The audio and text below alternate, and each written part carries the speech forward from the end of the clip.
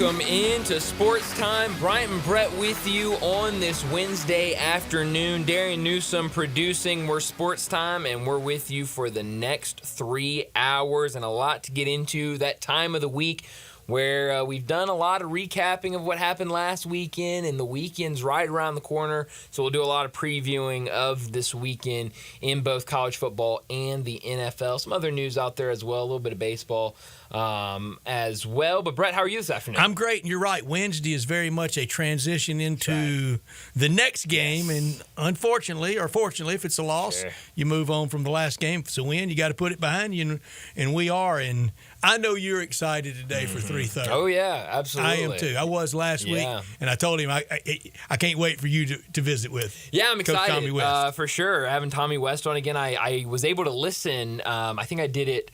I guess when we were driving back from Nashville, because I couldn't hear it live, but I went on the podcast. Anybody can go check out the podcast anywhere you get your podcast. But I listened to y'all's segment with him last week, and was really good, really fun to hear. I know at one point Darian said that Tommy West was the coach he grew up with. Well, I feel the exact same way, even though I was much younger. In your mother's arms at the bowl game. All of my memories as a young child of Memphis football involved Tommy West. So very excited to talk to Coach at 3:30. And the more I've thought about it the last couple of weeks, I played for two of his players. Okay, Will Hudgens was under him for at least a little bit. Oh, he'll love to hear that. And he loved my receivers coach, Maurice Jones, was also under him. So I played for two guys that two played of his favorites for Tommy West. So I'll definitely have to bring that up to him. Will Hudgens' playing style. This is how old I am. I saw Tommy West play college football and Will Hudgens. How about that? They were similar playing styles. Really? And Tommy played quarterback in high school. Yeah. Like Will did. No, Will never lost his arm. Hit practice, Coach Hudgens would not hold anything back. That arm was so good. You had to keep him there when he might have been as great an athlete as he was. He might have been a great college tight end. He certainly could have been. Certainly had size for it as well. Love Coach Hudgens. And definitely excited to talk to Coach Tommy West in a little bit. A guy that we'll have on very regularly, but then we'll have another one of our regulars, David Cohn, who I'm excited to talk some more college football with him, because now you mentioned it, Brett, you kind of forget about last week and you turn to this week. And for Memphis fans, this week is the big one, the one that everyone has been waiting for. Florida State. Obviously, things have changed, but still a big game on the road, and we're just getting closer to it, and really excited for that build-up to keep on building. From when that contract was signed, people had it circled, and really thought, by that point, we'll kind of see what Ryan Silverfield's made of. Sure, yeah. I think he's proved to be made of a lot. Oh, he absolutely has, and it was this whole ride for Ryan Silverfield has been crazy and has come with a lot. I mean, he takes over. His first game coaching was the Cotton Bowl against Penn State and Micah Parsons. So you want to be a college head coach. Exactly. You want to be Memphis's head coach? Here's a test for you. Go up against Penn State. And block this guy. Exactly. Yes. Game plan for, one of the already best defensive players in the NFL. And, to have COVID right after that, to have the changing landscape of transfer portal and NIL, to have ADs and presidents come in and go, conference realignment. Everything has been thrown at him, and a lot of times, Brad, I talk about it a lot when I was covering the team a lot closer. When I was writing for the team and when I was doing some other stuff, there were a lot of times where I would be down on the field and there would be some fans that were not happy with Coach Silverfield, and we've talked about that in the past. And so for him to just keep his head down, keep working, keep grinding, building this program has been really, really fun to watch. And now you get the big test and opportunity on Saturday against Florida State and against his former colleague and head coach. And win or lose, and I'm not setting it up so if the Tigers don't win, like I've thought all summer and predicted back when we thought Florida State could be playing in the Final Four this year. I'm not setting this up for that. I'm not trying to deflate anybody whatsoever or inflate. Sure. They go to Navy next week one way or the other. That's right. And, I think... And that is a conference game. That is on the road against a system that's really tough to game plan for. Sure. Certainly they probably dedicated some time in the spring and probably even some periods. Great question for Coach West. Sure. Some practice periods in the August camp. I don't know about many this week. No, it's got to be all hands on deck for FSU this week. But win or lose, you're going to have to quickly, and that's the saddest part about this transition in the week that we always have to make. Boy, you don't let us enjoy it long, do you? That's true. Yes, that is the thrill of a football season. But no, you're absolutely right, because I know, Brett, you've been very ahead of the curve in terms of calling this upset and talking about how you feel. I don't do it trying to be right, guy. I swear I don't. No, I've just had that good feeling. Sure, and I think that's a good point to bring up, because while you've been doing that, you've also said multiple times throughout the summer and the preseason about how, at the end of this game is a non-conference game, and the conference slate is extremely important. And so that following week, not only are you playing a road game, not only are you playing against a completely different style of football that you won't see very much any team in college football, but it's also the start of conference play. And so, that's a tough back-to-back. We kind of highlighted that when the schedule first came out. Everything for the Tigers, especially in this new format where one group of five is going to get in.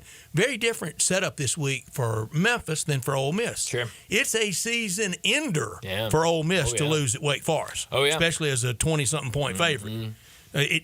After that, other than winning out in the SEC, the complexion of the year, the image, the template of Ole Miss would be wrecked. It's not a wreck job Saturday in Tallahassee if the Tigers lose. No, and that's a good question. I know you brought this up Monday when we were talking about Notre Dame and kind of this different era of college football now with the 12-team college football playoffs. And I think it's a good thing to bring up maybe at 4 o'clock with David Cohn. But this idea of how we view teams in this new era of the 12-team college football playoff. I mean, you think of Notre Dame. Week 1, they beat Texas A&M. Everyone said, "Oh, they're a lock for the playoffs." And now they lose to NIU, and it's okay. Season's done. No playoff for you. Have fun at the Holiday Bowl. For Ole Miss, they're going on the road to another Power 4 conference opponent, and you look at that line. It very much a lot of people think that Ole Miss is going to win and win handedly. And if you lose that game, that view of what people are viewing them as a 12-team college football playoff contender, that changes a lot just based on one game. But you can forget the SEC. And I saw one today that had the Tigers as the 12th seed. I saw one college football playoff mock bracket that had 6 from the SEC. I'm not there. We talked about it some yesterday. Just everything in the Tennessee, Missouri, Ole Miss world would have to line up perfectly. And how many times does that happen? No, never. But I think you've seen good things from all 3 of those teams, and at least for 2 of them, Missouri and Ole Miss, you want to see them get a challenge. But Missouri, sneaky challenge this week, and not even sneaky at this point against Boston College. Now, one thing that does line up in that wacky Tennessee, Ole Miss, Mizzou world for them all to get in. They don't play each other. Well, that's nice. That certainly helps things. And I had to double check on Mizzou and Tennessee. I knew Ole Miss didn't play either, but no, they don't meet. So that gives you a little more chance there. Sure, I guess so. But a lot of playoff talk, isn't it? Oh man, that's the world we're in. It's the world we're in. It's also the newness of it. I mean, it's the first year. Everybody wants to cling on to it. Nobody knows exactly. I mean, you can't point to in 2019 we didn't have this. No. Well, this is how the committee viewed it. Back then. No. It was just 4 teams back then. So yeah, I mean, it throws a completely new curveball into the game of how are these things going to play out, and so it should be a fun weekend. I think we should learn more about these teams. We'll get college football tomorrow night, a game that you brought up, Brett, that every Memphis fan should be watching when Arizona State goes on the road to Texas State, a 2-0 Texas State team, both teams 2-0. I think should be a great game. A lot of offense in that game, just like we were talking last week for the Mississippi State Arizona State game. A lot of offense between Texas State and Arizona State. And Kenny Dillingham, he is at his alma mater. I don't know if that's where he wants to stay for 30 years or not. I have no idea. But for the other side, for G.J. Kinney, a lot of places that are going to have openings this year in the SEC. I'll name names. Mm-hmm. He ought to be on a list at Florida. If Ole Miss had an opening, Lane Kiffin, after 5 years, finally left, he should be on a list at Ole Miss. If Ryan Silverfield had that job offer come along that he takes, G.J. Kinney should be on a list here. Oh, I would love that. He should be on any list out there. And the worst thing he can say is no. No, you're absolutely right. Dateline tomorrow night, San Marcos, Texas. How about that? I can't wait for it, if I'm being completely honest. But I wish I could find I could, but I'm not going to seek out that much to find it. But watching this game I watched the start of it on Saturday, the Texas State and UTSA game where they ended up winning 49-10. And this offense for Texas State is incredible. They got Jordan McLeod in from James Madison, who was the star with their team last year. But they start off real slow. I think had a couple drives, couldn't get the offense going. They score, they give up a field goal. And then after that, shut the lights out. It was all Texas State the rest of the game. They're a really, really fun team to watch. He certainly should be on any list at Arkansas. Oh, for sure. 100%. He's a name that I think a lot of people started to learn last year with I think I just involved G.J. Kinney in about 7 jobs, didn't I? You did. No, you absolutely did, which is, good for business. I'm sure his agent loves that. Whoever his agent is, he give you a Christmas card. I don't know who represents him. I don't either. But, a guy that is really guess about 3 agents and you probably get it. Yeah, I believe it, yes. So, no, that's going to be a fun game tomorrow. But, that's kind of the other element for especially Memphis fans of the new 12-team playoff is not only are you watching the Tigers, you're tomorrow night watching Texas State. Last Saturday, you're staying up late to watch Boise State and Oregon. You're trying to get a second screen Saturday morning last week to watch Tulane and Kansas State. You're trying to keep an eye on all of these other teams that might also be bidding for that one spot for Group of 5. There was another one last weekend, and it was late. I want to say, who did New Mexico State play last Saturday? Oh, I can't even. It was late, and no, I can't find where. Liberty. That was one. And that was a really close game. That real was, good game. I think Liberty was down like 10-0 earlier. Pull against Liberty. Yes, no, that's a great point. That's another team, a team with a lot of people consider the easiest schedule in college football. So any time that you can try to get a loss on their schedule, you definitely want that. So yeah, no, I was trying to keep tabs on that game. I'll tell you, Darian, I don't know about you. As I'm getting older, harder for me to stay up to watch these games at 9:30. It's really hit me. It's really hit me this last year. I'm laying there watching a game at 10 o'clock. I'm like, man, I gotta go to bed. I gotta be up early. Watching Hawaii and New Mexico is just not the same. Now that's different. If it's Hawaii playing at home, we're up. Okay. Crack an energy drink or something. Okay. It's different when it's out in Hawaii. But like staying up to watch like Arizona State or like New Mexico State, it's never good for your wallet. Sometimes you tend to make wild bets that time of True night. confession. So, yeah. 2 weeks ago, the night game against Furman. That's right. And a blowout. Uh-huh. I was so sleepy. Please. And the first half took forever. No, it was incredibly long first half. I remember that. Yeah, Connor was running the board here, wasn't he? It was. Really. I thought, I can't stay awake. Both of Ole Miss's first 2 games have been really long. Glacial. Because they are putting up monster numbers. A guy, one of the analysts, cracked Saturday night when I saw him in the locker room post game. He said, "I thought the games were supposed to go faster. Yeah. What happened to that?" Not Ole Miss. Not when Lane Kiffin's trying to put up points. And then I told him, I said, 3:15 kickoff doesn't bother me as much as last Saturday night. He said, "We kicked at 6 and you were sleepy." I said, "Well, I'm old." It was a long game. No, but no. You're absolutely right. A team like Liberty, all these teams, you got to keep an eye on. We kicked off 1 year Central Time. Oh, jeez. At Cal at 9:30 Central. Those games. Good Lord. About a 4-hour game, then post game, and then to Oakland Airport.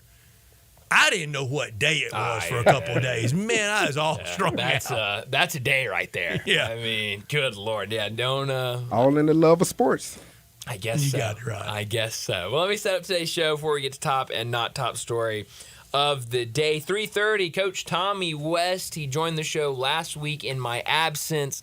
But he's joining us again today, going to be a regular guest with us, we hope, through the college football season. So a lot to talk about with him. Obviously, you got to get his thoughts on this weekend's game, Memphis versus Florida State, what he sees in this matchup, but also some of the other things in college football. Of when you play for anybody, one of the big boys. Mm-hmm. Oh, absolutely. I mean, going on the road to one of those elite brands of the sport. So we're definitely going to get some really good insight in this next segment with Coach Tommy West. 3:45, we'll get to the NFL lines, a little look ahead at some of the lines that jumped out to us in the NFL, what Vegas thinks about the games this weekend. 4 o'clock, David Cohn, the co-host of Crane and Company, will join us to talk some college football, and we'll go around the SEC, but also around the country and talk about the biggest college football stories and games for this weekend. 4:30, we'll take a look at the college football lines for this weekend, what Vegas thinks about some of the bigger games this weekend, including the Tigers, including Ole Miss, including Mississippi State. A lot of the local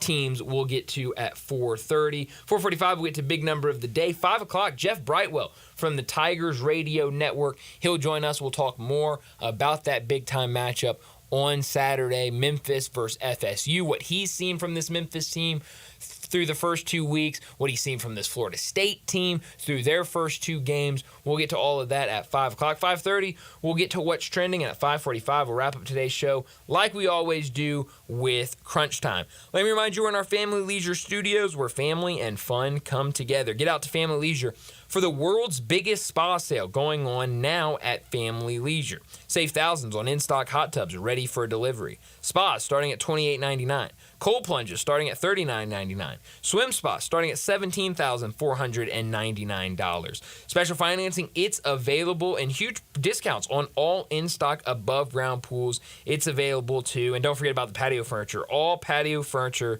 is priced to move. So head out to Family Leisure, 2120 Whitten Road, just north of I-40. Produced by Darian Newsom. We're Sports Time. He's Brian. I'm Brett. We're with you until 6 o'clock. And we want you to be a part of our show by calling or texting 901-360-8255. That's the Sissy's Log Cabin text and talk line. All our guests will appear on the Sissy's Log Cabin guest line at 901-360-8255. As always, from our Family Leisure Studios. And always our first hour brought to you by Lexus of Memphis at 2600 Ridgeway and online at lexusofmemphis.com. Great offers on all 2024 models, 25s rolling in, and always special leasing options. Drive in luxury and confidence knowing that every new Lexus comes with complimentary first and second maintenance services. Call them at 901-334-9673, but stop by the one and only Lexus dealership in town at 2600 Ridgeway and put yourself in the driver's seat of the all-new 2024 flagship LS500. You'll be driving in style. When you purchase a Lexus, you get top-of-the-line engineering and design, and they make for the luxury driving experience. Online at lexusofmemphis.com. Experience amazing at Lexus of Memphis. Top story of the day. Well, my top story of the day is this race that we're watching in Major League Baseball between the Braves and the Mets for that final Braves going right now. Yeah, you're absolutely right. Some day action today in the world of Major League Baseball, but it's been fun to watch. You know, we've talked pretty much all year long. Mets going right now. Yeah, that's right, against the Blue Jays right now, being no hit in the top of the 6th inning, even though I just jinxed it. So you that sure no-hitter, did. Quick. Yeah, he just kind of came out. The highlight went off as you were saying that. Wow, how about that? So it's gonna be it's gonna be over, but. It's been fun to watch. You know, all year we've been talking about the Braves and their injuries this season. It just feels like they can't catch a break, but they have remained in that conversation all year long, which is a testament to this team and those players that they have. That team's not just made up of the elite stars. That's a really, really good ball club right there. And so when you look right now at that race, we talked yesterday about how the Mets were in the lead for that final wild card spot, and when, you know, they had won the day before, the Braves had lost. Then last night, the Mets lose. The Braves get a massive victory against the Nationals, and so we're right back to being tied for that final wild card spot. Like Brett mentioned, the Mets are going right now. It's a 1-0 game in the top of the 6th inning against the Mets. And the Braves, they go here in a couple hours, 5:45 first pitch against the Nationals. So, I mean, if the Blue Jays hold on here and beat the Mets, you got to know the Braves are keeping an eye on that, and they'll definitely want to get a win tonight against the Nationals and try to take sole position of that spot again. But still, a lot of baseball to be played, and that Braves team, they're just holding on, it feels like. And it's the only in or out race left. Yeah. There's a lot of jockeying for seeds really across the sport. Even the Dodgers are jockeying around there, and you know that very well. My top story last year, great year in college football, but it was the year without very many blockbuster upsets. We've already had one every week this year. Where's the upset this week? Week 0, it was Georgia Tech straight up over FSU in Dublin. Week 1, it was on Labor Day night, BC straight up over Florida State. Let's hope to keep that trend going with FSU being the punching bag for the straight up upset down in Tallahassee on Saturday for the Memphis Tigers. Northern Illinois over Notre Dame, though, is the biggest upset so far this year. Straight up in South Bend after Notre Dame won down at College Station. Last year, there were not many upsets. But this year, we've had them. What about this weekend? Arkansas State at Michigan in Ann Arbor. Ann Arbor will be a little more sedate this week than last week. But for the good people from Arkansas State going up, that's a big bucket list, fun trip for them. Tulane at OU? Anybody? Purdue at Notre Dame? Two weeks in a row for Notre Dame? Wake Forest, 23.5 home dog. Wow. Home dog, 23.5. I couldn't believe it when I saw it. And can wreck Ole Miss this year. Oh, definitely. And the summer of love will come to an end. Oh, yeah. And that's the thing, Brett. That's another thing that always comes into play is the game's one thing.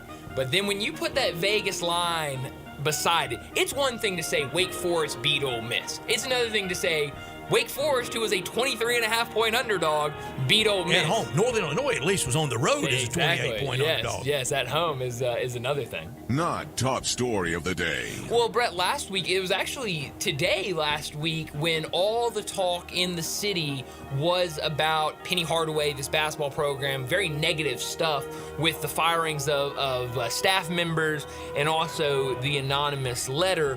But today, maybe just tiny good news, but there is good basketball news from the basketball front, and I think that's what you want right now. Is if there's news coming out in terms of basketball. I'm sorry, but it would have settled down more, but for the Q&A with John Rothstein. Well, that's a great point.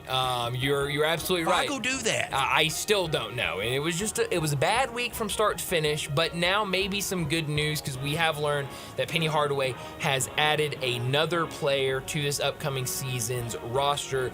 JUCO transfer Boona Kibi has committed to the University of Memphis. Thank you to Jason Munns for the pronunciation. I heard the pronunciation guy too today. Yes, so I appreciate that from Jason. But a guy that comes in, a 6'8 wing that comes in from the JUCO ranks, averaged 11.5 points, 7.1 rebounds, and 1.8 blocks per game last year. So a guy that can certainly give you depth and come in and fill minutes here or there. He's got 2 years of eligibility remaining. I don't know how much minutes he'll get. I know being 6'8 can probably fill that role of the 3 or most likely the 4 with what he brings in interior presence defensively, it seems like. This is a guy that can come in. Your front court is not as deep as what your back court is right now, so can come in, give you some minutes. But now Penny Hardaway has filled another roster spot. The big question was, would he fill another spot? Would he add another player? We now know the answer is yes. A guy that has 2 years of eligibility left, now 2 scholarships remaining for Penny Hardaway. My not top story, 21 million viewers per game for the NFL for week 1. From Thursday to Friday to Sunday to Monday, 21 million per game. College football ratings are way up. Game day and Big Noon, both up. Game day still leads, though. The NFL is getting so big, it's almost like its own nation state, isn't it? I really think by 2036, they may have a nominee for president. Republican, Democrat, and the NFL nominee. The NFL. It's that powerful. It could be Tom Brady. It could be Tom I was Brady. just sitting here wondering who could it would be? The... Brady. Of all people. It's Belichick. Oh, Belichick. man. Okay. Yeah, Bill Belichick out there. The Belichick contingent. Belichick is Secretary of Defense, no doubt. But they're number 1 in TV. College football's number 2. I know basketball and baseball both kind of fight it out over who's three. After the NFL and after college football, everything is a little bit niche. No, it 100% is. Doesn't make it not important. No, it's very not at all. important. Absolutely. But after those two, I mean, they are the big. They're just so big. They are the big nuclear ships. You are absolutely right. That'll do it for top and not top story of the day. Let's go ahead and get to our first break. And when we come back, we're talking college football with Coach Tommy West. We are real sports talk. Sports 56 WHBQ. Available on your radio dial at 560 AM and 98.5 FM, as well as around the world online at sports56whbq.com. Take us with you everywhere by downloading the Sports 56 app. And at home, just say, Alexa, play Sports 56. Wherever you are, stay tuned in to real sports talk. Sports 56 and 98.5 FM. The best I-dos start with Sissy's Blue.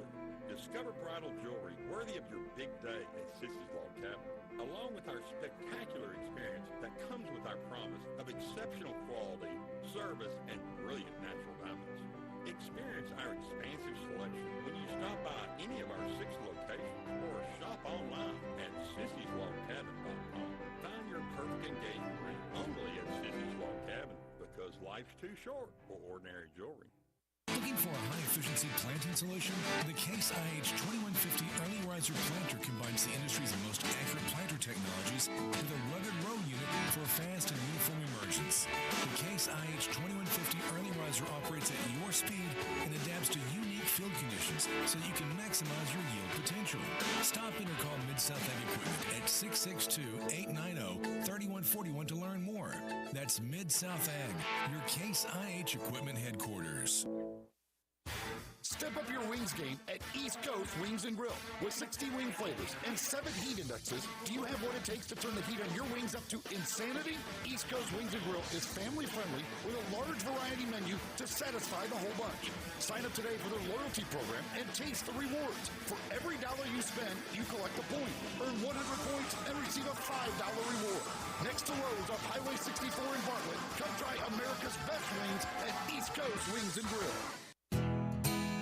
Nestled in the heart of East Memphis, located corner of Park and Cherry, is a beautiful residential neighborhood. I'm here at Town Village Audubon Park interviewing a new resident, Carolyn. Share with us why you chose Town Village. Well, if your parents or special friends need to make that big move, let me share with you my experience. It was tough for me to leave home, but then I discovered Town Village. I would like to highly recommend Town Village to you and your loved ones. After looking at all the amenities and meeting all the people and staff, I was hooked.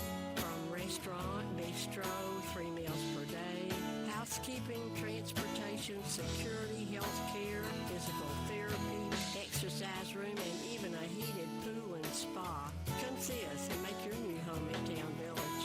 Visit us and call Daniel at Town Village Audubon Park at 901-374-7342. There's no place like home, Town Village. Listen each and every Sunday morning at 10 a.m. and join Ottawa Presbyterian Church for worship. Ottawa is a Peace and USA church located in town Memphis. Now back to Sports Time on Sports 56 and 98.5 FM. This hour is brought to you by Lexus of Memphis. Here are your hosts, Brett Stacks, Norsworthy, and Brian Davis.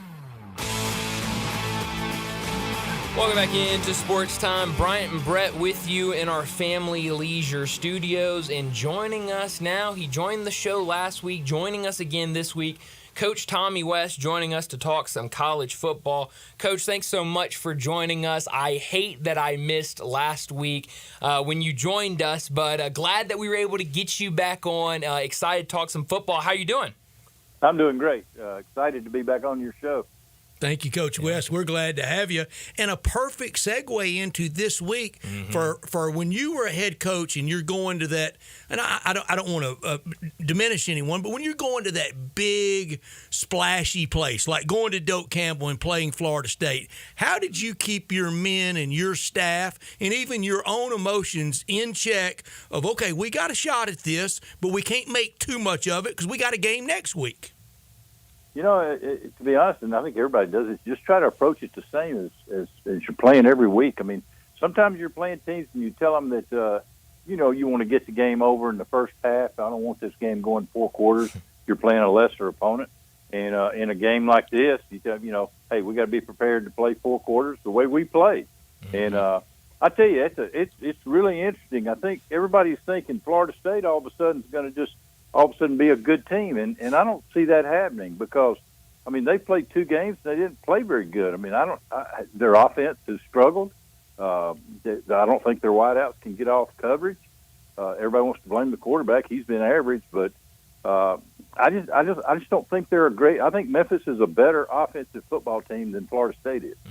So when you look at this Florida State team and what you've seen from them, their first 2 games, what you've seen from Memphis the first 2 games, how would you game plan against Florida State going down there in that environment?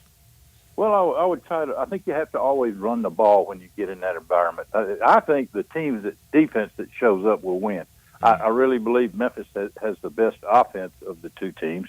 And Florida State's supposed to be really good on defense. They look the part, but they haven't played the part in the first 2 games. Teams have run the ball on them. Tech did, and Boston College did. So I think that if the Florida State defense shows up, then it'll be a heck of a game. If they don't, then I think Memphis will win it big. Coach West, we were just talking in the segment before we brought you on, and we were talking about Navy next week and that style that you had to always get ready for, and everybody has to get ready for when you play the service academies. I feel like probably some time was dedicated in the spring to that, and maybe some periods in August, but you can't do anything on Navy this week. It's all FSU, isn't it? Absolutely. But you're right, Seth. I'm sure that they took a little bit of time in the spring, and probably in August practices they took 10 minutes a team a day just to work that offense.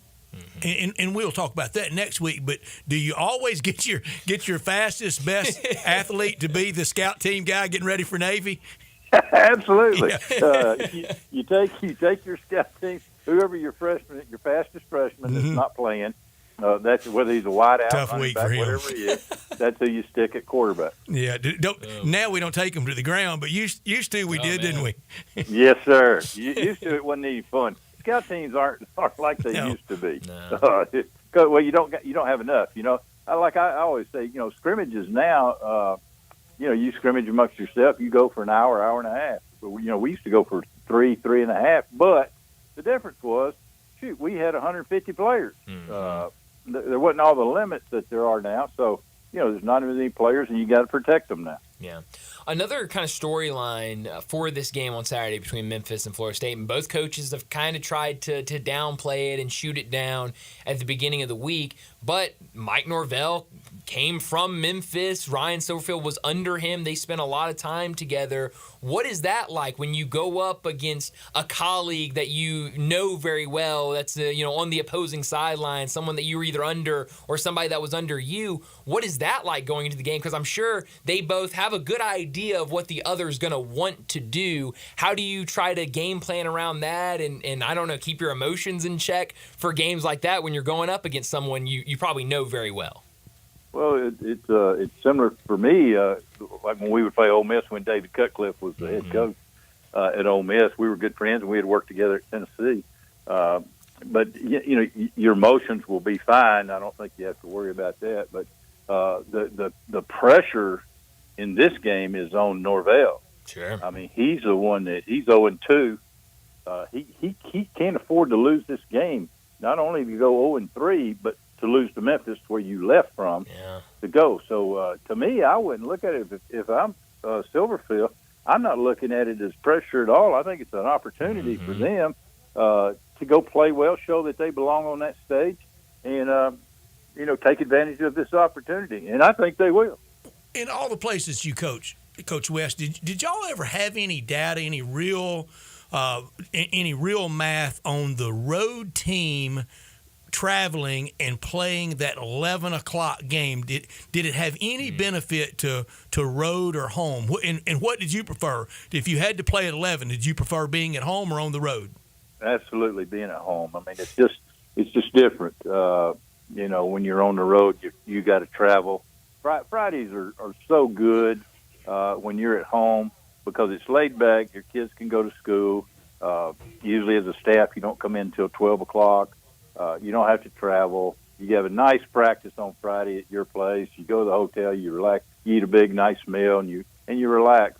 When you're on the road, you're getting in at 5 o'clock. You're rushing, get all your stuff in, get down, eat, come back down at 8:30 for a meeting. It's just all crammed in together.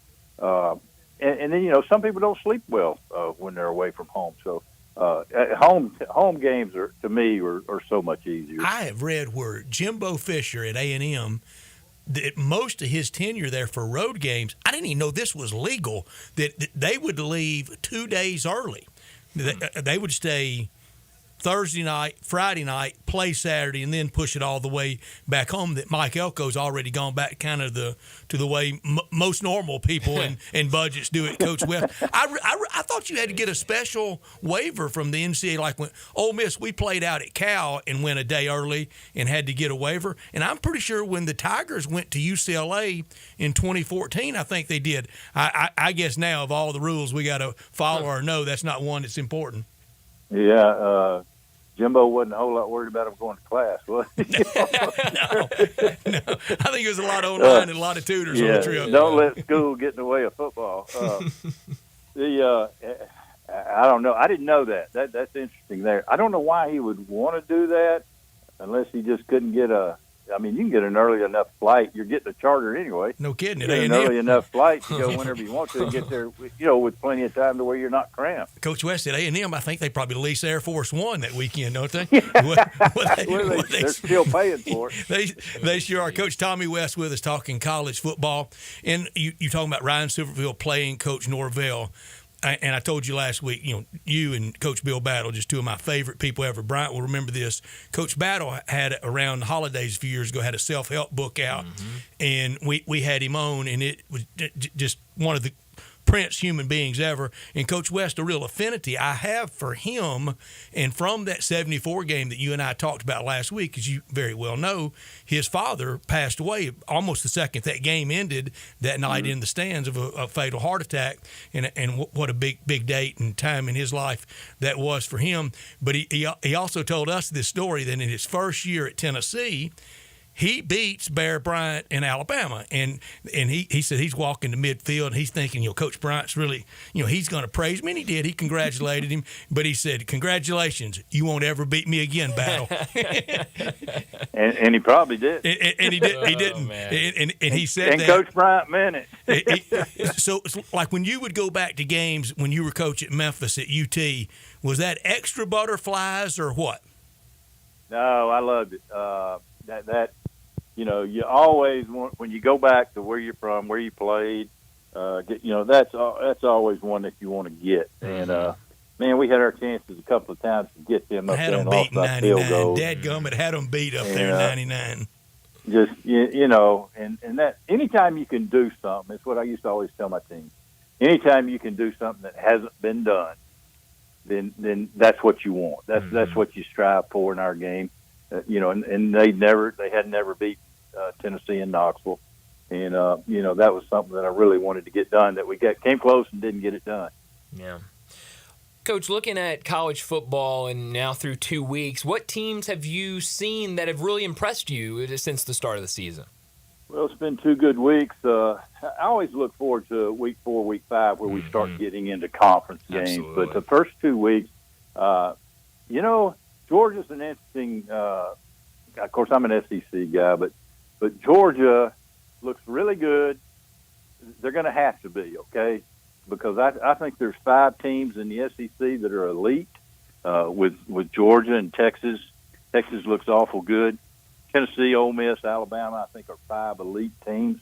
And this is what's crazy. Georgia plays four. Well, Georgia's one of them, and they play all four of the other guys. Yeah. And they play at Alabama, they play at Texas, they play at Ole Miss, and they got Tennessee at home. And nobody else plays more than two. Tennessee plays Alabama and Georgia. Alabama plays Georgia, Tennessee. Ole Miss only plays one. They play Georgia. That's it of that Elite Five. And Texas plays one. They play Georgia. So you got to think that Texas and Ole Miss have got the inside pass because of their schedule.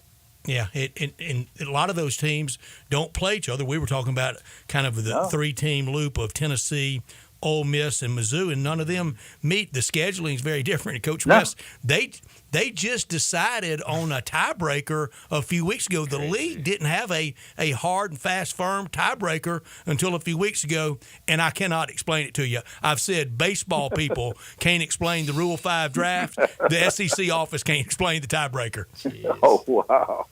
I tell you, Texas looked awful good up at Michigan. We'll see down the road how good Michigan was, but I thought they looked awful good. Ohio State, of course, is a talented team.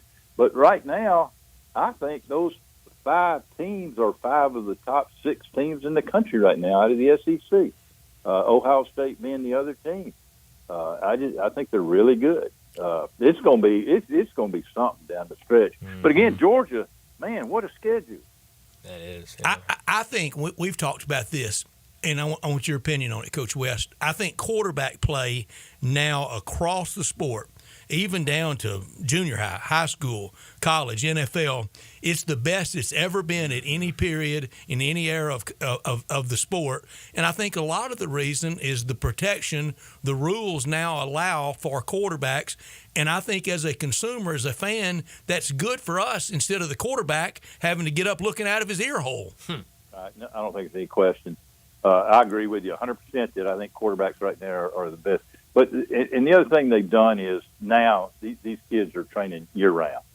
If you're the quarterback and you're that talented guy from 7th, 8th grade on, then, I mean, you're just training year-round with quarterback coaches, and they just keep getting better and better and better. And even those teams, we talked about, I mean, look at those 5 that I think are elite. They all got quarterbacks. I mean, Georgia's got one, Tennessee's got one, Texas has 2, Ole Miss has got one, and Alabama's got one. So, I mean, if you, like we said last week, if you don't have a quarterback, then you're swimming upstream from the start. You don't have a chance. And can you imagine just any protection? I know he did a lot from the pocket, but he also did a lot scrambling in the run game. Can you imagine the rules now applying to Condredge Holloway? Oh, my gosh. I always go back to Condredge. Condredge is not only one of the best athletes ever. I mean, when you're talking about a guy that played football the way he did, he was the 2nd pick, I think, in the baseball draft. I mean, just unbelievable athletic. But to this day, of 44 years of college football, he is the most fierce competitor I've ever been around, whether it was coaching, playing with. He was a unbelievable competitor. Wow. Coach West, last thing for you real quick, and forgive me if y'all discussed this last week. I don't believe y'all did, but you mentioned in a couple of weeks conference play will start. And this year, conference play is going to look very different because of all the conference realignment that we've seen in recent years. I mean, no more Pac-12. You've got Florida State and Clemson. Everyone's throwing lawsuits at each other to try to get out of the ACC. What have you made of these last couple of years in terms of college realignment? Well, to me, this is no surprise. Anybody that's been in college football for a number of years, this should not be a surprise. Mm-hmm. This started back in the 80s. I mean, they started talking about this stuff way back. And even I can remember back in the 80s talking about you want to get away from the NCAA and that there was going to be a 50, 60-team league, and that's going to be it. I mean, that's who it'll be pulled from. And I still think that's where it'll end up being. There's going to be 50, 60 teams that are in a certain division, and that's who will play for all of it. They're not going to share the money. Yeah, no, it definitely feels like it's going that way. But, Coach, this was a whole lot of fun. Thanks so much for joining us, and hopefully we can have you back next week. I'll see y'all next Wednesday. Enjoyed it, guys. You got it, Coach. Thanks, have Coach. a great week. All right. Coach Tommy West joining us, talking some college football. Hard to get better insight on anything college football. You know, one of John Harden's great lines, real deal Holyfield. That's right. Right there. Oh, yeah. Coach Tommy West. That was good stuff. And we'll have him back next week, and hopefully we'll be discussing a Memphis win. And sounds like at least, he feels pretty good about Memphis' chances this week against Florida State. And he does, and I do. But you got to play it out That's Saturday. Right. And I think he's right. The pressure is on Mike Norvell. It absolutely is. And the pressure was not on Mike Norvell at media days. No, not at all. And how quick that can change, and how it has changed at Florida State. But it's gonna be interesting to see those two coaches. It's gonna be a storyline. I know both of them wanted to downplay it at both their press conferences, but watching the game on Saturday, that's gonna be a big storyline of these guys worked together for years, and so that's gonna be a fun kind of game inside the game of watching how those two approach this matchup against each other, because I'm sure they know a lot of each other's cards and what they're going to try to pull out. So, now this will be a lot of fun. But let's get to another break. When we come back, we'll take a look at the early NFL lines. What does Vegas think for the games Sunday afternoon? We'll talk about that next on Sports Time. Add a little fun to your lunch break. Join Johnny Radio for Sports 56 Happy Hour from 11 to 1 every weekday on Sports 56 and 98.5 FM. Looking for sports in all the wrong places? Try the Owner's Box Sports Bar and Grill in Lakeland Town Square. Fun, friendly, exciting, and comfortable with wall-to-wall TVs for all your favorite games, 24 taps for all your favorite beers, including NA and local craft beers, and an in-front-of-the-wall full bar for all your other favorite beverages, including a full wine list. And in an upscale menu, patio seating, daily specials, and events, and you found all your sports in the one right place. The Owner's Box Sports Bar and Grill in Lakeland Town Square, Highway 70. Hi, this is Troy Fiveash, owner of Fiveash Roofing. In these uncertain economic times, there are so many things as a contractor and a business owner that I cannot control. The rising cost of materials, not to mention fuel and transportation costs. In the last 2 years, shingle prices have almost doubled, and commercial materials have doubled. And I don't have to tell you what fuel costs these days. But you know what I can control? How much markup I put on a project. I have always prided myself in knowing I never gouge a customer. But in an effort to ensure my crews have work and my customers are being treated fairly, I have lowered my profit margin, hoping to give you a price you can live with and keeping my crews busy. So if you need a roof or gutters, please give us a call. Fiveash Roofing, fair, honest, and ethical. Fiveash Roofing, a proud sponsor of Tiger Athletics and a member of the Tigers home team. 367-0050 or memphisroofer.com. 367-0050 or memphisroofer.com.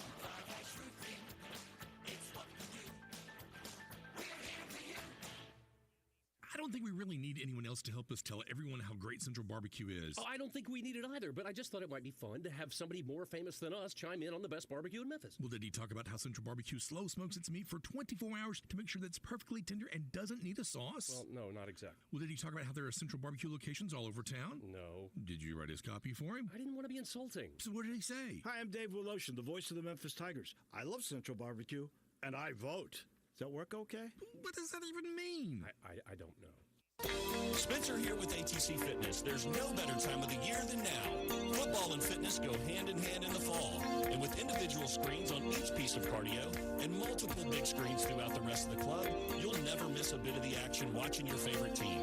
ATC Fitness continues to be the Mid-South's choice for fitness, family-owned for 30 years, and proud supporters of Coach Silverfield and the Memphis Tigers. Join online at atcfitness.com. ATC Fitness. Exercise your right to look good. Now back to Sports Time on Sports 56 and 98.5 FM. This hour is brought to you by Lexus of Memphis. Here are your hosts, Red Star Sports Movie and Brian Davis. Well, that was a lot of fun with Coach Tommy West, and I know he said it, but I think we've double confirmed with him for next week as well. He's with us all year. Perfect. And he texted me back, and he said, oh, wait a second, I caught you in an area, and he did. Uh-oh. He said, now, I didn't have anything to do with 99. He said it was a close loss up there, 17-16. But the year I confused was 2005. Yeah. The Tigers lost 20-16. And, I mean, had them beat most of the day, but, sometimes it comes undone. And it did that year up at Knoxville. I was at that game. How about Were that? you really? I was, yes, 100%. Look at that. I was up there. I remember it very well. Not very well, but I do remember a lot. 2 of it, full years older than you were at How the about New Orleans that? Bowl. I mean, I remember bits and pieces from the New Orleans Bowl. So, That's great, Brian. Yeah, how about that? Yeah, I remember because when you start saying that and start talking about it, I go, I remember being up in Knoxville and it was a close game because I remember we were friendly, playfully going back and forth with some Tennessee fans sitting behind us. No, the year I confused, John Thompson was D coordinator for RIP that year in 99, 17, 16 up there and had it won all day. But the narrow loss for Coach West at Neyland was in 2005. Yeah, no, that was a good game for sure. He said, man, don't saddle me with games. No. I wasn't a part of. Yes, no, just the years I was there. Let's keep it to that. And next week, when Georgia Southern plays at Ole Miss, his son Turner is on the Coach Helton's staff. So wow, how about that?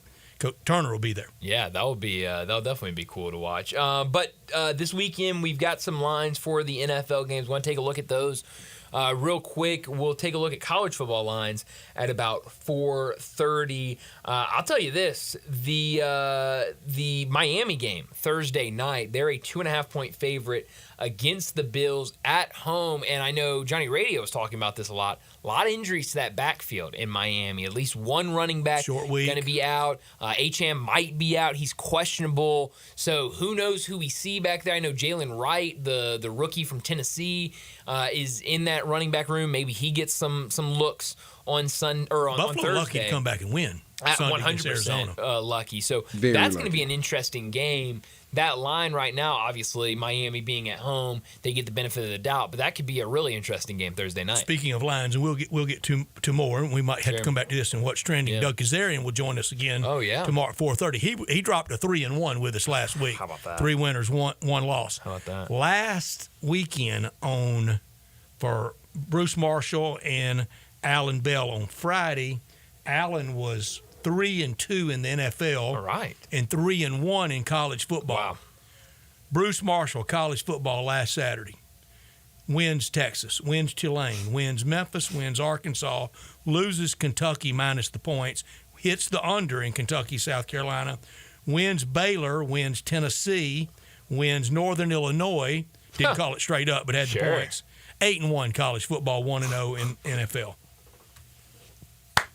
Our guys, hot. They were the stick man, just reached out there and How grabbed it all. about that? I was thinking about that because I did not bet on Tulane, and watching that game, I was sitting there going, Bruce tried to tell me yesterday to bet on Tulane, and I think I only just didn't do it because I was The late points on were getting to it. he got right up to straight up on Northern Illinois, but couldn't do it. Really interesting line. The cross country trip for Jim Harbaugh, and they're going to the Panthers.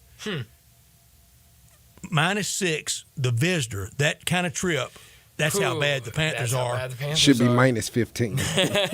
Shouldn't it? Actually, Minus should. any points. At least double digits. A little peek behind the curtain to conversations had last week between me, my brother, and Brett. Connor said, I don't care what Ole Miss is favored by against Middle Tennessee. He would have laid anything. I'm taking Ole Miss. That's kind of how I'm starting to feel about the Panthers this year. And I think you were bringing it up yesterday about the Saints as well. Are they as good as what we think? Sure. So I think you add a little more to them, and you take a lot more away from Carolina. Another cross country trip, Seattle, and that all of their trips are feels like long road trips. They go to New England in a battle of undefeated, 6-1-0, and they're 6-0-1, as Bo told us yesterday.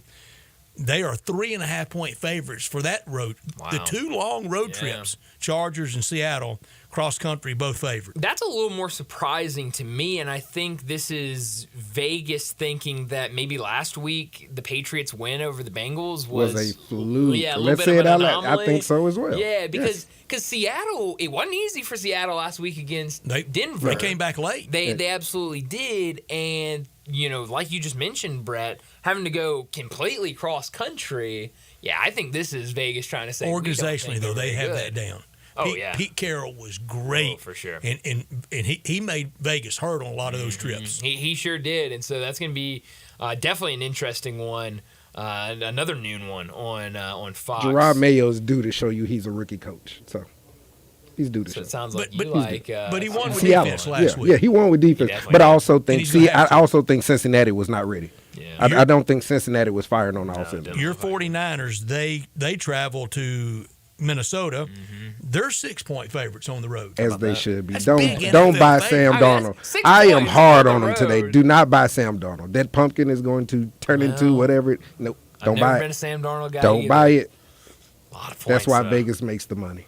Yeah, well, I guess there's a reason they're out in Vegas, and I'm not. So I guess that's a good point by you. Another line that kind of jumped out to me is this Jaguars 3-point favorite against the Browns. I thought we might see that one a little higher after what the Browns showed last week, and especially being on the road, I thought it'd be a little more than 3, maybe one of those games where we saw 4.5. So I was a little surprised with that one, and it sounds like as of right now, Deshaun Watson's going to be the starting quarterback on Sunday. As he should be.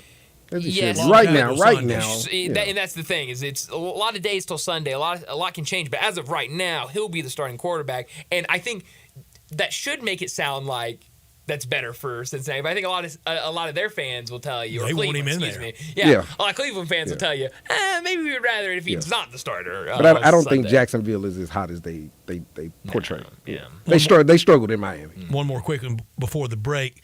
The Cowboys in a rare noon game. They're either in that primetime 3:25 or Sunday night or Monday night or Thursday night. Noon on Fox against the Saints. Our Cowboys. How about that? 6.5-point favorite. How about that?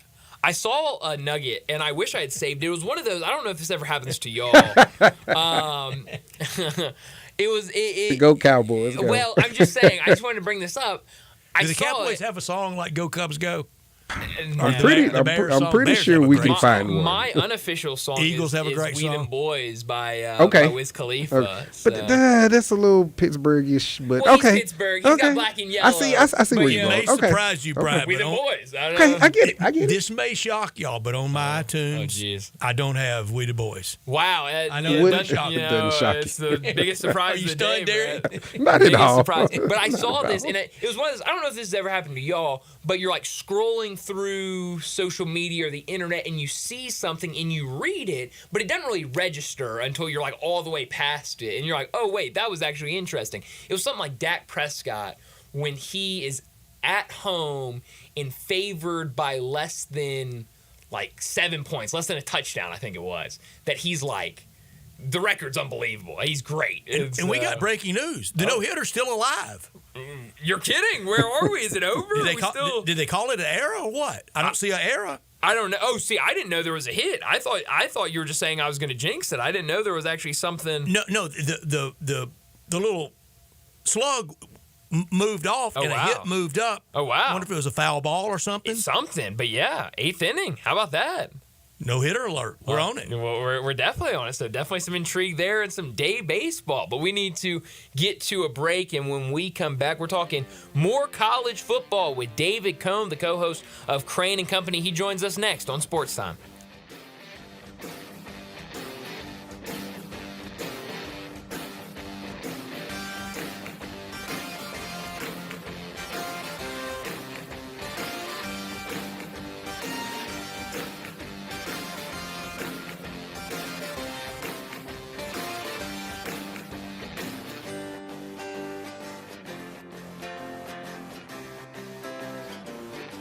Family Leisure is having the world's biggest spa set. It's happening right now. You can save thousands on in-stock hot tubs that are ready to be delivered. Family Leisure has spas that start at just $28.99. You know those cold plunges? You can get one for yourself starting at $39.99. Or how about swim spas? They start at $17,499. Plus, Family Leisure has set up special financing just for this event. Have you been sitting on the fence about an above-ground pool? Get off that fence and get to Family Leisure to take advantage of huge discounts on all their in-stock above-ground pools. And if you need some patio furniture, it's all priced to move out now. It's not too late to have some summer fun, courtesy of Family Leisure. But you better hurry up. The world's biggest spa sale might go on forever. Family Leisure, Whitten Road at I-40. Family and fun come together.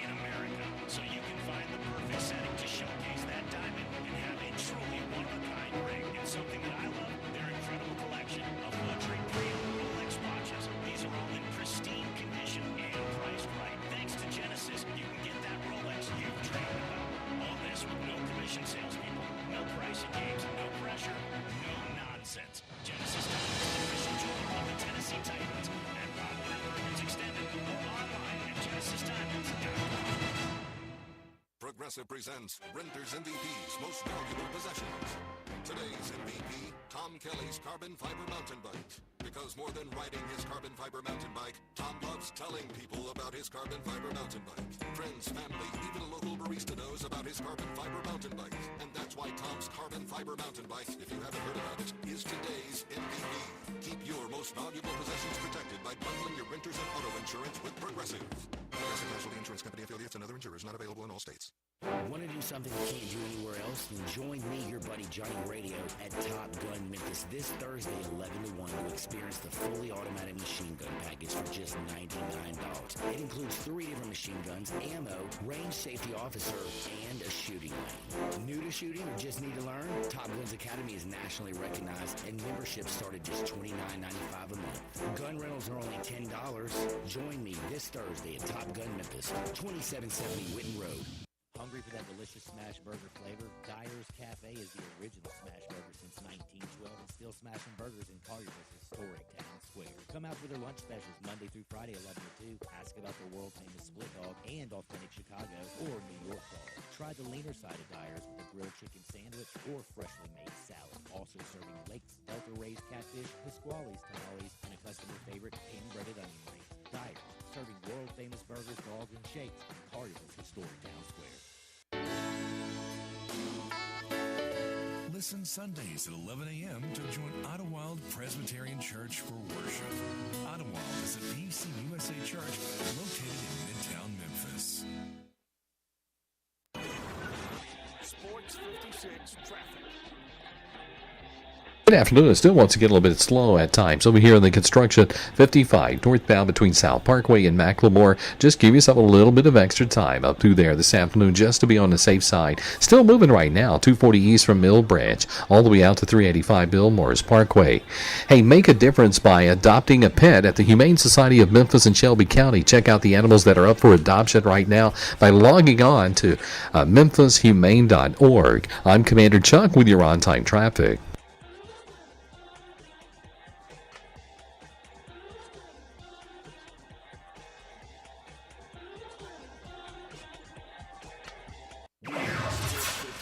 WHBQ Memphis and W253DF Memphis with Greg Gaston and Eli Savoy.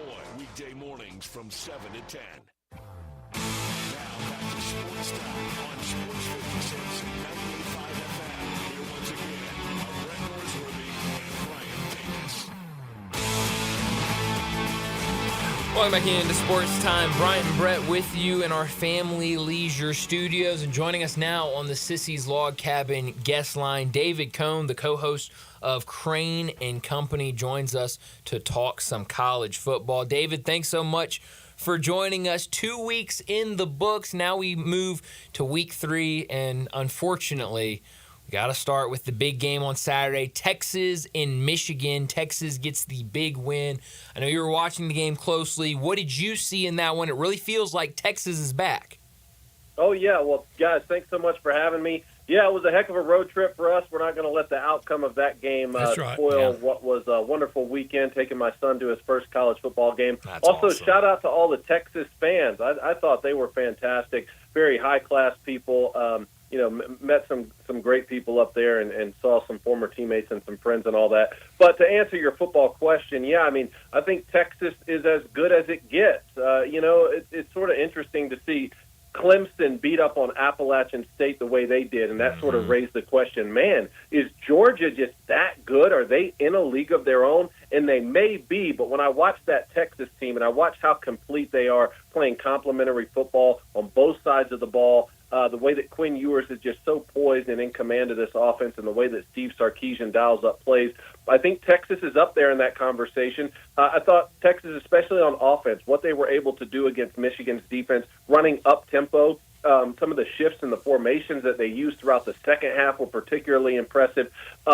Texas on defense, I still, while they're really, really good and they have a lot of depth, Michigan is just so inept right now on offense. I don't know how great of a look that we got, but I'm very, very bullish on Texas. I feel a lot better about my preseason pick to have them playing in the national championship. I have Georgia and Texas in a rematch of the national championship, so I'm certainly not going to be changing that. And then quickly, just on Michigan, yeah, you're playing one of the best teams in the country. There's certainly no time to panic. There's a lot of things that you can fix, and you're just a couple months removed from a national championship. And you lost your head coach, your defensive coordinator, your strength trainer, 18 of 22 starters.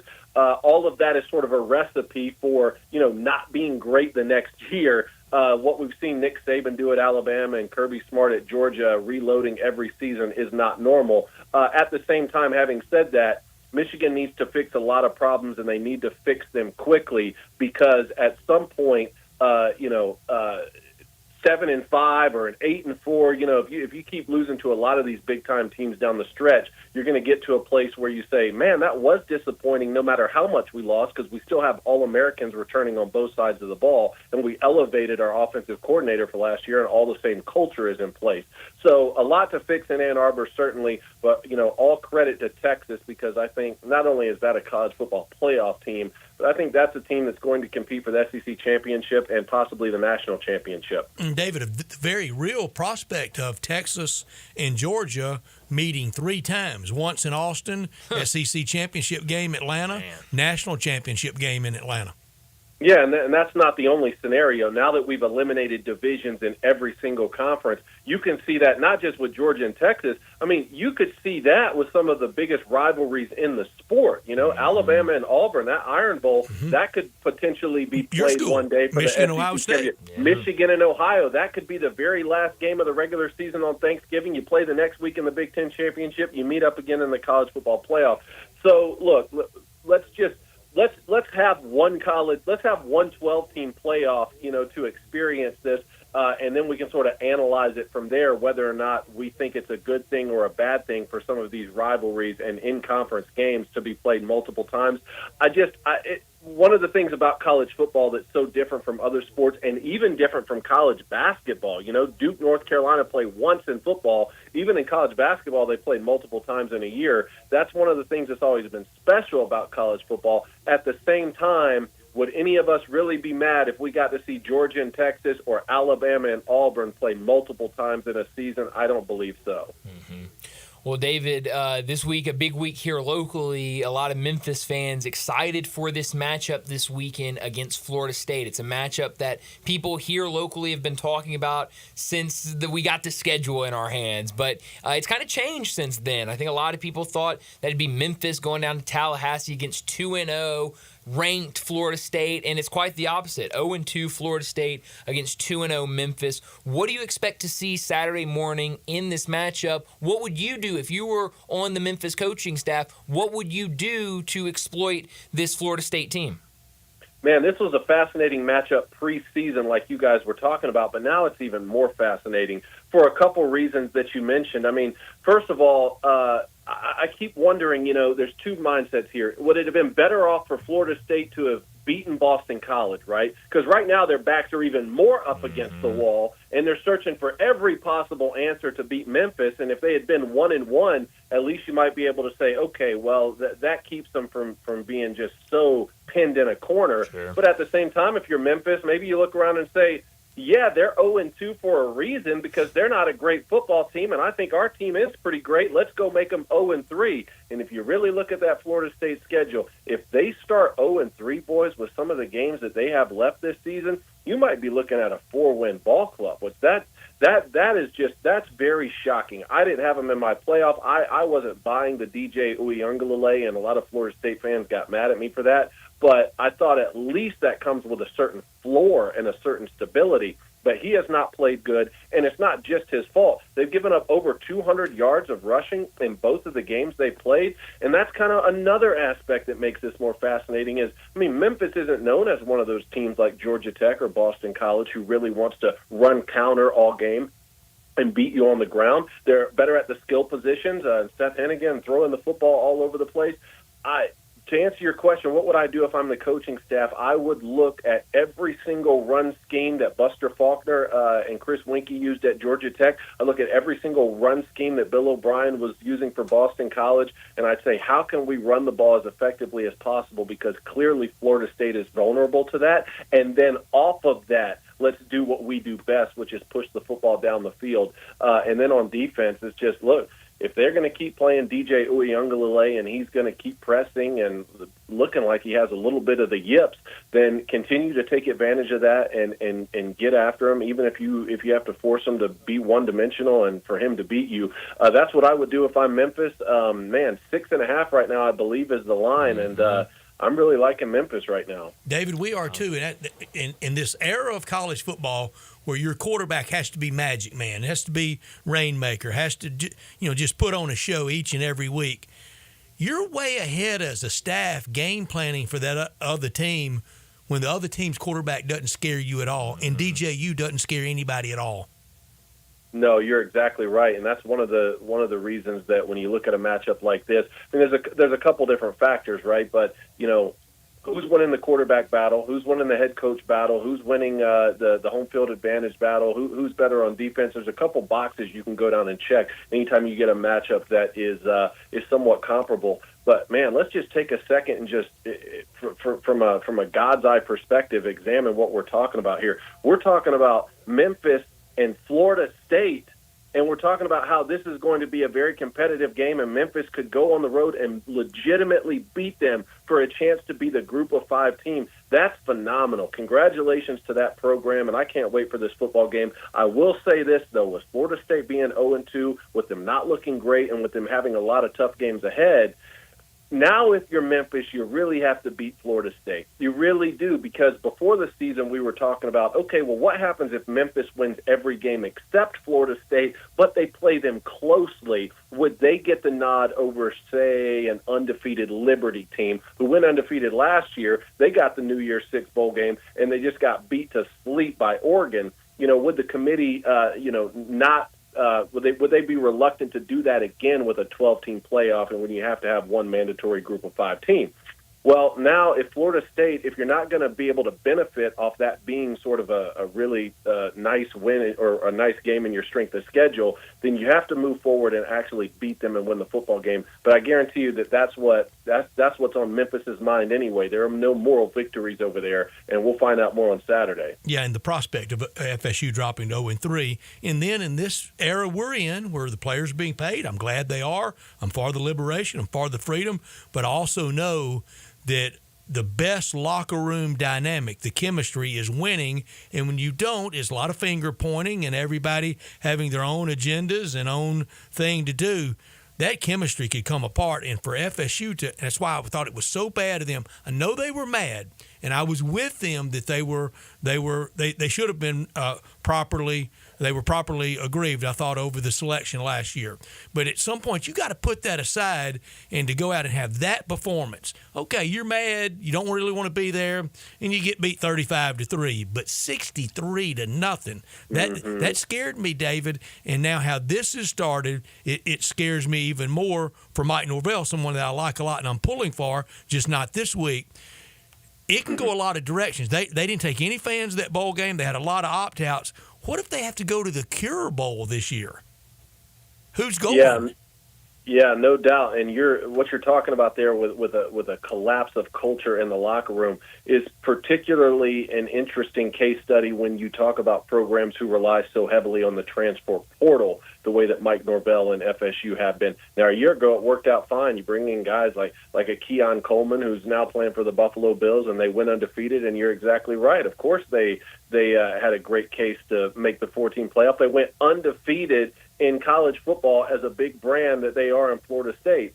I understand that you're upset, but at some point you have to move on. I don't know how much of what we're seeing right now is a hangover from last year. At some point, a lot of those players are playing in the NFL. You have new guys. We've seen DJ Uiagalelei play football now for, 4 years. We kind of know what we're getting. But on that culture in the locker room point real quick, that's what a lot of these guys, when you talk about Dabo Swinney really still wanting to recruit from high school and develop his guys, or what Michigan was a year ago, developing, maybe not having quite the roster that some of these other teams have because they've gone to the transfer portal, but they develop their guys and they're a tight-knit unit in the locker room.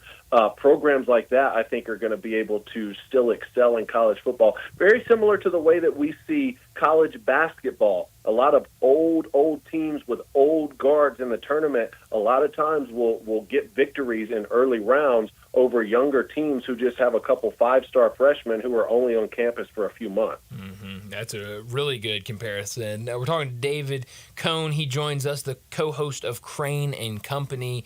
Looking at one game Saturday afternoon, it's really catching my attention. Tulane travels up to Norman to take on Oklahoma, another one of those group of 5 teams playing a big-time road game after they hosted Kansas State last weekend and put up a really good fight. I thought that they were going to be able to pull it off, but some miscues late, and they ended up dropping that one. But on the other side, for Oklahoma, it's hard for me to figure this team out because week 1, they go up against Temple, which I think Temple is going to be probably one of the worst teams in FBS this season. So, not a great test. They go out there and it's over at halftime. But then last week against a Houston team that I don't really know how good they'll be, they really struggled throughout the game and narrowly were able to win that one. When you look at Oklahoma, what do you see in this team and how do you think they'll compete not only this weekend, but here in a few weeks when SEC play starts for them? Well, I still think Jackson Arnold is going to be a really, really good football player. Keep in mind, he's still young, but I was as disappointed in them in week 2 as I was excited for them in week 1. Yeah.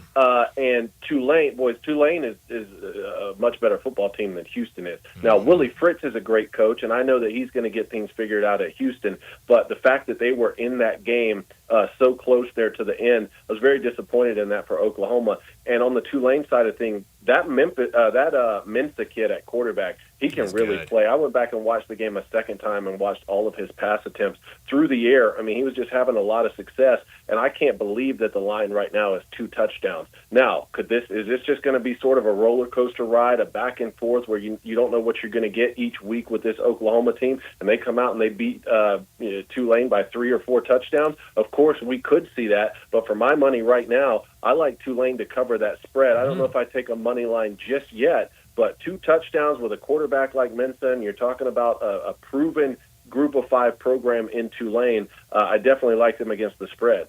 I know right now everybody should follow Aaron Rodgers and just RELAX. But at what point, what's the loss at Auburn, even in the early stages of year 2, do you start getting concerned? For you, Freeze. Yeah, well, we've talked about this a lot on this show with the Crane brothers, obviously coming from an Auburn family. Hugh Freeze decided to double down on Peyton Thorne, and that decision is on him. Now, I think that Hugh Freeze is going to have a lot of success at Auburn. You see the way that he's recruiting. And look, I mean, to me, you got to beat Cal. But Cal's not some slouch of a football program. So, they came in and they just beat Auburn. I get it. But at some point, Hugh Freeze is the quarterback guru, right? He's the quarterback whisperer. I've seen him. Bo Wallace had, several 3,000-yard passing seasons when Hugh Freeze was at Ole Miss. So to look around and to say, no, we don't need to go to the transfer portal for a quarterback, I've seen enough from Peyton Thorne, and we're going to double down on him for a second year here. That was very, very risky. And Hugh Freeze is just going to have to live with that decision because at this point in the season, there's nothing else you can do. It's a very similar situation to what Michigan is going through right now. I can't believe that the new coaching staff watched J.J. McCarthy go number 10 overall to the Vikings and knew what was behind him and said, no, we're not going to go to the portal and get anyone. I mean, on Hugh Freeze, just think about it. Diego Pavia lit you up last year. You could have gone and got Diego Pavia to come in and play quarterback for you. Right now, instead, he's balling out for Vanderbilt, and they're 2-0. Those are the kind of decisions that I just do not understand. But we're week 3 of the college football season. There's nothing you can do to adjust it right now. And so if we're going to say, well, we're going to open it up for competition this week, boys, it should always be open for competition every single week. Unless that's Tommy Brady back there, your job is never secure. having said that, I understand that if there was a better option, Hugh Freeze would have already gone to that. Trust me, that guy's forgotten more football than the rest of us here are ever going to know.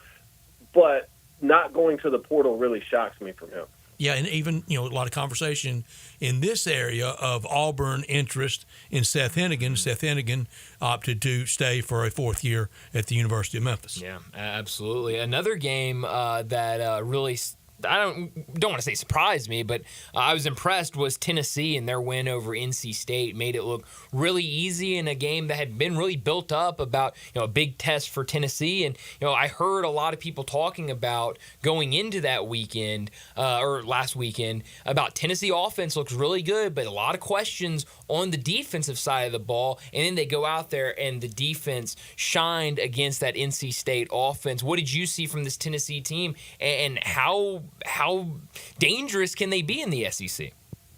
Well, there are a couple teams right now that I didn't have in my college football playoff, and I'm kind of kicking myself a little bit because they look like college football playoff teams. I'm thinking USC, for example, and obviously they're going to get a bye week before they go on the road and play Michigan. Let's see how that one plays out because USC is looking like a college football playoff team, and there are a couple others.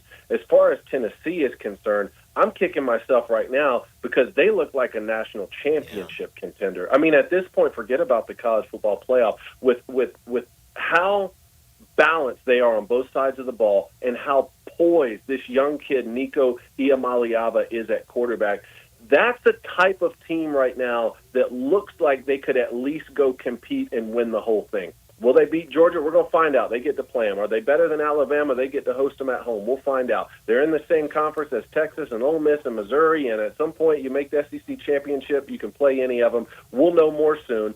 But I was particularly interested to see what happens the first time that Nico hits some adversity. Every quarterback hits adversity, especially young guys. And that NC State defensive coordinator, Tony Gibson, I played for him. He was the safeties coach at Michigan under Rich Rodriguez, who pretty much, really pioneered that spread up-tempo offense, which is what Josh Heupel runs at Tennessee. So I said, look, Tony Gibson, the DC at NC State, he's gonna have seen more up-tempo spread in his life than anyone else. Let's see how they defend Tennessee. And Nico did hit some adversity, had a couple turnovers, and still looked as poised in the pocket. He looked like Peyton Manning back there, boys. And Tennessee ends up putting, what did they end up putting on, 61? 51, something like 51. That. I mean, yeah, 51. Just a truly incredible performance. And what's particularly interesting is watching Tennessee now on defense. Not only are they just sort of average on defense now, like that's a legitimate defense, and where that really helps you. This is where college football fans need to understand this. What that now gives you, if you're Tennessee and if you're Josh Heupel, is that no longer are you afraid now of a 3-and-out or 2. Right? You can go out there and run the offense at the pace you want to, and you say, you know what? If we're playing Alabama and we go 3-and-out to start the game, or we go 3-and-out to start the second half, we don't have to panic anymore because our defense is going to bail us out. We don't have to change up our game plan on offense, and that's what, to me, makes Tennessee particularly dangerous. Again, you got a true sophomore quarterback. We'll see how he plays down the stretch, but I'm very bullish on the Vols right now. David, we've had this very small sample size. I understand that, and I'm throwing this at you cold. You have no idea it's coming, and I may do this every other week or so. Give me somebody off the radar as your lookout for this team. Look out off the radar to do what in the season? To make noise, to maybe get in the playoffs. Oh, well, that's it depends on what your definition of off the radar is, because if you're a fan of that team, maybe they've always been on your radar.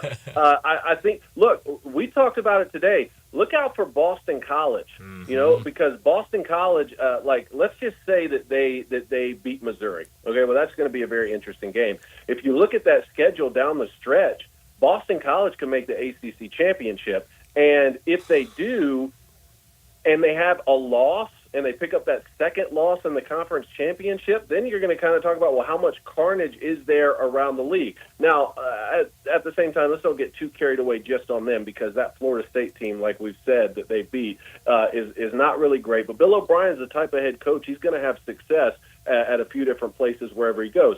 Louisville's another one. I mean, I don't know how off the radar that is, but there were a lot of preseason rankings that didn't have them in the top 25. So far, Louisville looks like they're picking up right where they left off last year, and that team played in the ACC championship game. I think they got even better at quarterback, to be honest with you. So that's another one, and there's a handful across the country. I really like the type of football Nebraska's playing right now. Let's just be honest. I mean, Matt Rule was the right guy for that job, and I love to see it. And you want to talk about young quarterbacks who are really playing well and showing poise. Dylan Raiola looks really great right now. Again, how do these kids handle adversity the first time that they're faced with them? We'll find out more. And then just from a group of five standpoint, you know, I know everybody listening to this, or most everybody, is really pulling for Memphis. But, you know, Boise now has a loss, but they played Oregon close. How does Oregon look moving forward in the year? Does Oregon turn into the world beaters that they thought they were? And if Boise's able to win out and their lone loss is a 3-point field goal against Oregon, that's going to start to look really good for them, and they're going to have a case to make. Yeah, there's some great teams to definitely keep an eye on. But as always, David, thanks so much. Always a ton of fun with you. Enjoy this weekend, and we'll talk to you again next week. Thanks so much for having me. Thanks, David. David Cohn joining us, the co-host of Crane and Company. Go check out their show. You can find on YouTube every afternoon. And those guys, you hear Jake on Mondays with Johnny Radio. They talk a whole lot of football in their show. Those guys are plugged in. They absolutely are. They know exactly what they're talking about. So definitely go check out their stuff, Crane and Company. But let's go ahead and get to a break. We talked about a lot of these games in college football. We just talked about a lot of these teams with David Cohn. But now we'll take a look at some of these early lines for the college football weekend. What does Vegas think about these games? We'll talk about it next on Sports Time. Join the voice of the Tigers, Dave Woloshin, for Wolo and Friends. Weekday mornings from 10 to 11 here on Sports 56 and 98.5 FM.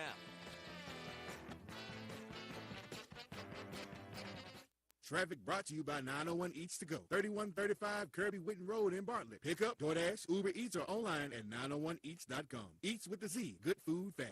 Moving is stressful, but Black Tie Moving can take the worry out of the process. Whether you're moving across town or across country, moving your home or your office, your personal moving concierge from Black Tie Moving will work with you to design a plan that perfectly fits your budget and needs. And they're available 24/7 to answer any questions you have. Give Black Tie Moving a call at 901-316-6196 or go to blacktiemoving.com/Memphis to get your personal, no-obligation quote from the moving experts at Black Tie Moving.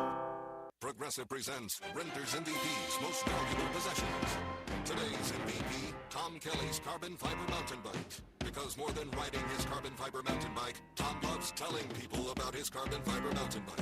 Friends, family, even a local barista knows about his carbon fiber mountain bike. And that's why Tom's carbon fiber mountain bike, if you haven't heard about it, is today's MVP. Keep your most valuable possessions protected by bundling your renters and auto insurance with Progressive.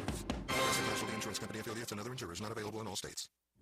Meet Cheryl. Hey. She's on vacation and lost in the moment. Unfortunately, so is her Chase debit card. It's gotta be somewhere. Maybe she lost it at salsa night. These skirts should have pockets. Or maybe she lost it at Pilates. 3 and 2 and... But she's not worried. With the Chase mobile app, she can lock her card till it turns up. Tools that help protect. One bank that puts you in control. Visit chase.com/checking. Chase, make more of what's yours. Chase mobile app is available for select mobile devices. Message and data rates may apply. JP Morgan Chase Bank, N.A. member FDIC. Jason's Deli. When you're dining in or picking up curbside, you can expect wholesome food and no surprises. Just delicious sandwiches, crisp salads, and great quality meals made with the freshest ingredients and no artificial trans fats, MSG, high fructose corn syrup, or artificial colors and dyes.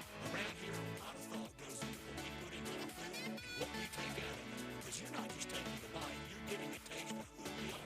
New items are constantly being created to expand our menu for all tastes and special diets, vegan with gluten-free options available, convenience, and on-time delivery you can count on. It's just a click away at jasonsdeli.com. So whether you need to feed 5 people or 5,000, the team at Jason's Deli, they have the credentials and the commitment to keep you satisfied.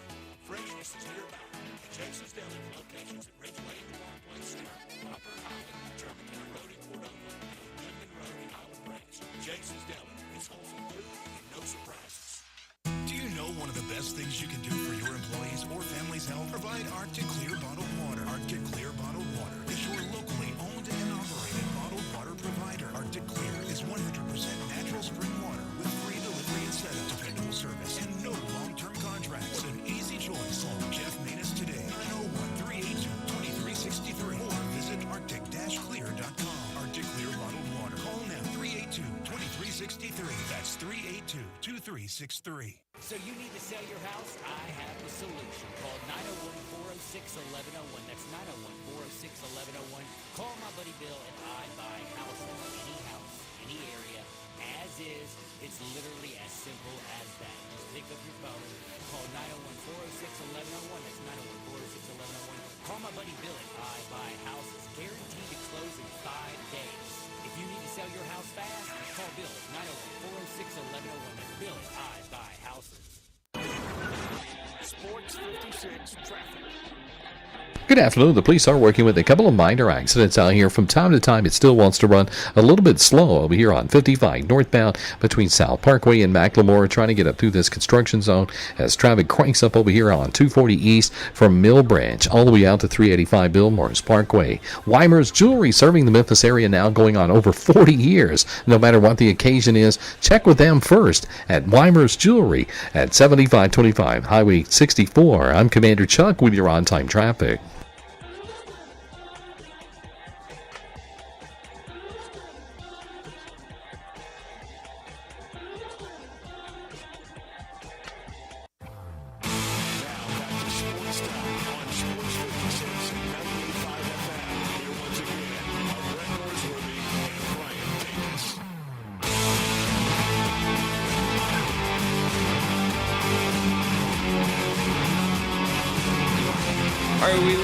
We talked to David Cohn in our last segment about this weekend and a lot of interesting games, a lot of interesting matchups. But now I think it's good schedule this weekend. I think a really good schedule. Darian and I were just talking in there. Con already sent in his picks. Darian said he's already sent in his picks. So I can't say it was like collusion or anything, but we were definitely talking of like, I kind of like this team as my shot. I kind of like this team as my shot. I have to check the rules of the collusion language. Collusion for I don't think it was anything at a sports talk radio station. We're always colluding. Exactly, all the time. It's the same way we had to do John Going, right? So, that's right. Got to collude. And, I hear that I didn't win any awards. We're just throwing awards out left and right, and I get nothing. No, Brian. We did have several awards. Well, John was the MVP. I still don't understand how that. Darian was co-newcomer of the year with Connor. Okay.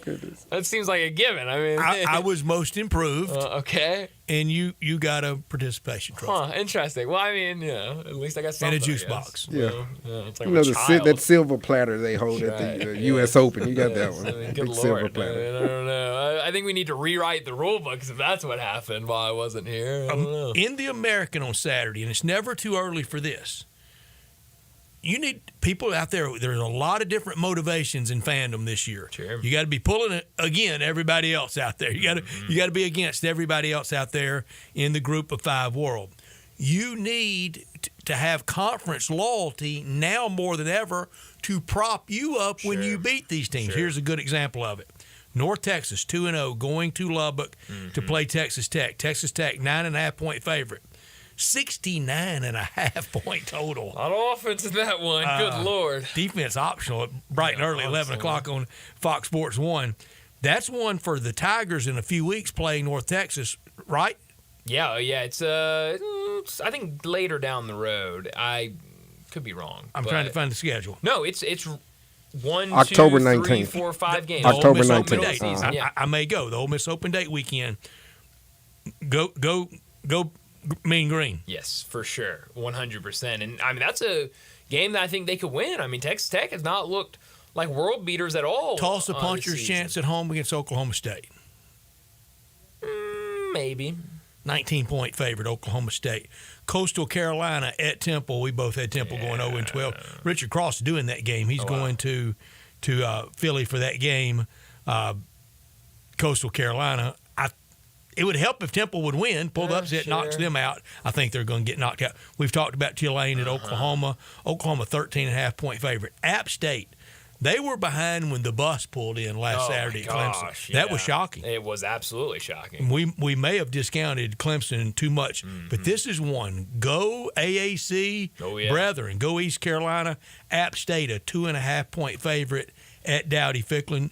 UAB in AAC versus SEC. In the summertime, I was a little bit. If Arkansas lost at Oklahoma State, I thought they'd win, but if they lost, look out for maybe humdrum. No, not anymore. Not anymore. 24.5-point favorite. I don't even want to say what I was getting ready to say about Sam Pittman. I don't. He doesn't need to lose that game. No. FAU, 5-point favorite over FIU. Boy, that's the alphabet soup game, isn't it? Sure is. Charlotte, no line right now. Nah, because of Gardner-Webb. On Charlotte and Gardner-Webb. Texas in UTSA Super Bowl. Texas, 35-point favorite over UTSA. Southern Miss, underdog USF, 12-point road favorite in Hattiesburg against Southern Miss. Wow. And Rice and Houston, they play for something. Do they play for a pot and pan too? They got to do something. Something's got to be on the line. SMU and TCU play for the skillet. Yeah, I think that is right. I got a hotly worded DM last night from someone on Twitter that's the SMU grad. I hope they have no relation to me because I have several family members and friends that went to They SMU. didn't like me calling it a pan. A pot or pan. Or pot or pan. It's the skillet. I'm sorry. Yeah, I guess so. I don't know. Tomato. Rice and Houston. Houston 4-point favorite over Rice. Okay. Yeah, I mean, I hope they play for something. I probably won't be watching much of that game. You know they're playing for something. Everybody plays for something. Oh, everybody the Big plays for Ten started this. They were the first to have all the. Says here, gentlemen, the Bayou Bucket Trophy. Who's that? Houston and Rice? Yeah, UH and Rice. Okay. Good for them. Heck yeah. The Bayou Bucket. They've been conference brethren in a couple of different conferences, not now. Exactly, Cougars leading the series 33-12. So. All right. I would have thought it would be bigger. How about that? I really did. SEC early Saturday on Fox. Wisconsin at home in Madison, 16-point dog to Bama.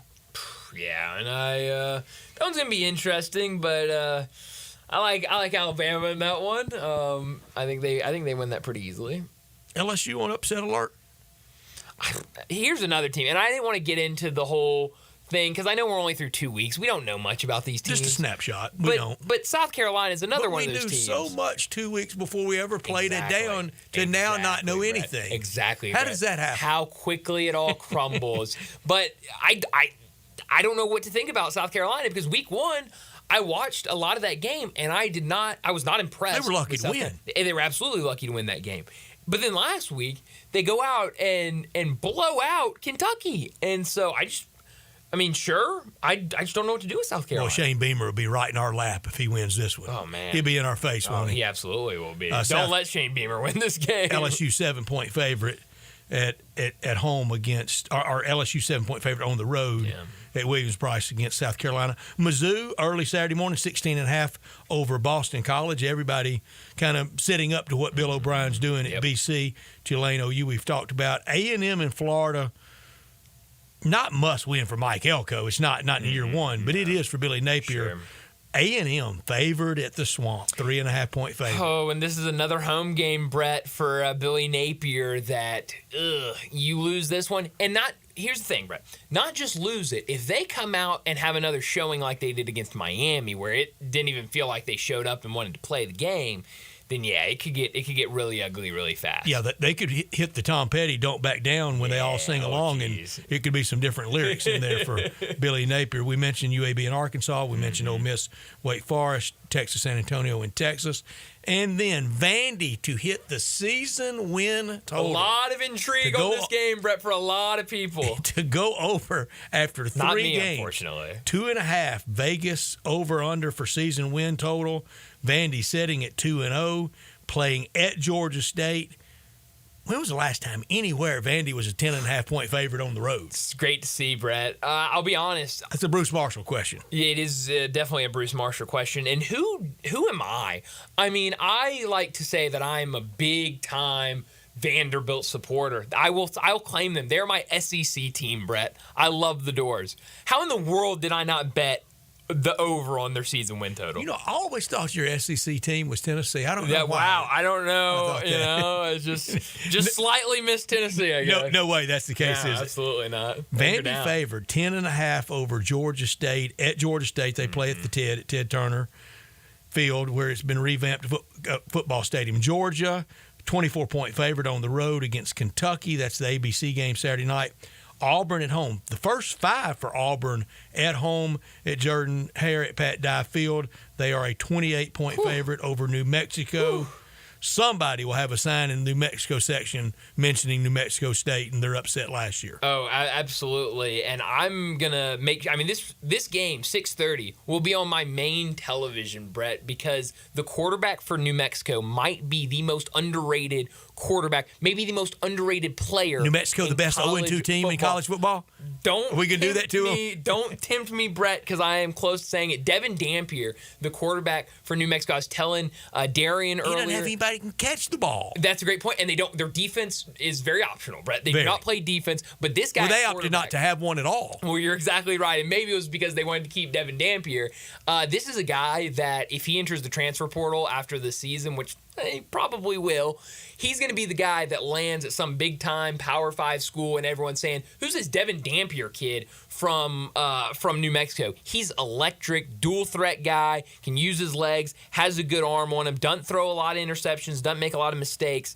Brett, this is a big number, but I don't love this Auburn offense. Maybe New Mexico comes up with a couple. How many years of eligibility left for him? Oh, he's got 2. He's a sophomore right now. So he might be a redshirt freshman. That might be Mike Norvell's next quarterback. He's either 2 or 3. I know he at least has 2 more. He could have 3 more years after this. Isn't that terrible to do those teams like that, though? They take the lumps and everybody rating them. Yeah. But, hey, Bronco Mendenhall in there now. Maybe he does something, convinces them to stay. I don't feel great about it, Brett, but maybe. I know it's dangerous to be stereotypical. Don't see the NIL at New Mexico being that big. Doesn't feel like I don't know what I base that at all on. No. But I have that feeling as well. Mississippi State, 11.5-point favorite in Starkville over Toledo. And another MAC versus SEC game Saturday night. Tennessee, 49-point favorite over Kent State. Brett, I saw that yesterday in anticipation for our Friday football forecast because I'm trying to win something on this show, and I have not had any success. So I'm trying to make sure I'm getting a look at these early lines, seeing where the movement is, and see Tennessee almost a 50-point favorite. Any team almost a 50-point favorite against another FBS team was shocking. The over and under 62. Yeah, it's gonna be one of those games. 40, they might get both. Yeah, that's one of those games that Alan Bell always talks about, where you look at the total. You should be paid extra. It's this and jeez, I don't know. And it's my theory that if you bet anything for sure above a 2-team parlay, 3, 4, above that, and you lose them all, you should. Shouldn't you get like a drink voucher or something? Get something. How they make their money, guys. I would love it if they did it, but I mean, a little something. I would love it. I would love it. I'm all for it. I mean, like nachos or something. Let's convince those guys to give it back. Did I tell y'all about... They're not in the giving business, are they? I didn't give it business. Did I tell y'all about my parlay on Saturday in college football? No, I'm all ears. I'll see if I can find it. How many legs? It was 4 or 5. While you're looking, Pavia's a junior. No, I wasn't talking about Pavia. I was talking about Dampier. Oh, Dampier. Okay. New Mexico. I think he's either a redshirt freshman or sophomore. I can't remember. And all these analyst divisions are scouting all these rosters. Oh, 100%. Okay, so here it was. So it was Memphis team total over 34.5. W. They got 38, so just barely crossed that. Looks like a line drive in the scoreboard. Exactly. Georgia Tech in Syracuse, we had an alternate total under 65. Which also got there, and I think that one was tight at the very end. I think if explain, I don't know the lingo. So basically, the under was set at like 60.5 at like even money or whatever, and so I just took under 65, but it was like 185. But they make it, or you just make up a number? No, they make it, and so they have like several you can choose from, and so I chose that one just because I knew I was going to put it in this parlay. Gaming is really advanced because I had a boost. That's why I had to do. I don't like doing parlays, but I had a boost. You took it was like the boost. a 50% boost. So you 2 legs down. So 2 legs down. Then we had a same-game parlay, 2-leg same-game parlay inside this big parlay in the Arkansas and Oklahoma State game. We had the over 56 in that one, which got there. Got that. And here's the one that I said this one's not going to hit. Oklahoma State -5. Oh, and it got there in overtime by 6. And it got there in overtime. Heck yeah. Holy cow. I mean, it was crazy. It was wild. I thought that one was over when Arkansas went up in the first quarter. You don't have to give your wager amount. Just what were the odds paid? The odds were got to be about, with the boost, it was plus 643. So it was heck yeah. It was pretty good. It definitely made my morning slate look good. That's for sure. It saved my morning. I'll just go and say it. The rest wasn't kind. That's good stuff. Yeah, it was. But man, it was late in that game, in that Arkansas game. I was sitting there going, "Oh man, this is." What's the most good legs of a parlay you've ever that you can confirm a real friend or somebody you can confirm one?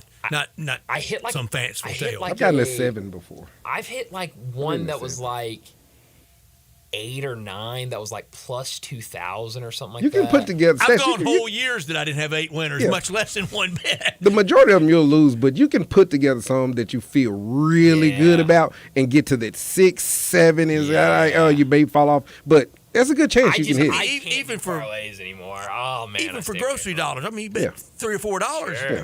Those kind of odds, you're very involved. Oh no, 100%. I had one that was like. It's like I forgot how many legs it was, but it was like plus 2,000 or something like that. And I only put $5 on it, but it was like 500 to win like 250 or 300. I forgot what it was. Crazy money for me at least, because I don't bet a lot of money. And I was working for a class assignment, a Memphis women's basketball game, and I'm like shooting video for this game. And like at halftime, I pull out my phone. I was like, "Holy cow!" Couldn't concentrate. We're doing well with this parlay, but I got to lock in. So. Yeah, so it's not in the best time. I ran into a buddy of mine this morning. It's really, really good, local area country club golfer. And I said, "Have you played lately?" He said, "Yeah, I played Sunday." He said, I didn't play it well. Only made 4 birdies and had a bogey or 2. And I got in my car and thought, I've been entire summers that I haven't made 4 birdies. Yeah, no, that sounds like a great round to me, actually. It sounds like would be a personal best. It's like your bet. That's right. Yeah, that's right. But let's go ahead and get to another break, and when we come back, it'll be time for Big Number of the Day. Broadcasting from the Family Leisure Studio, we are Sports 56 and 98.5 FM. Welcome to the Rendezvous. This is John Vergas. When my dad started the Rendezvous in 1948, I don't think anyone could have imagined we'd still be serving shoulder, cheese plates, and our world-famous dry rub ribs 75 years later. But we are still here in the basement, in an alley in downtown Memphis. We sincerely thank you for making the Rendezvous what it is today. Charlie Vergas Rendezvous, a legendary experience for over 75 years, whether you dine in, pick up, or ship across the country. Hi, it's The Herd. Touchdowns matter more at DraftKings Sportsbook, an official sports betting partner of the NFL. Download the DraftKings Sportsbook app and the code is HERD, always HERD, H-E-R-D, for new customers to get $250 in bonus bets when you bet just $5. And get 1 month of NFL Plus Premium on us. Only on DraftKings, the crown is yours. Gambling problem? Call 1-800-GAMBLER. In New York, call 877-8-HOPE-NY or text HOPE-NY 467-369. In Connecticut, help is available for problem gambling. Call 888-789-7777 or visit ccpg.org. Please play responsibly. On behalf of Boot Hill Casino and Resort in Kansas, 21 plus, age and eligibility varies by jurisdiction. Void in Ontario. Bonus bets expire 168 hours after issuance. For eligibility terms and responsible gaming resources, see dkng.co/ftball. NFL Plus Premium offer available only to new and former NFL Plus subscribers. Additional NFL Plus premium terms at nfl.com/terms. There are jewelry stores, and then there's Genesis Diamonds, the cutting-edge industry leader, the pioneer. Hey, it's Eric Hasseltine, and it's no secret that jewelry stores across America watch what Genesis is doing. Genesis was the first to offer a free lifetime warranty, the first to offer a 120% diamond upgrade guarantee, the first to offer aggressive long-term, zero-interest financing, and Genesis is always on the cutting edge of design and fashion. The styles other jewelers say are new and exciting. New and exciting for Genesis 3 or 4 years ago. Genesis has the fashion-forward brands other stores aren't even allowed to carry. It's no wonder you see jewelers from other stores going to Genesis.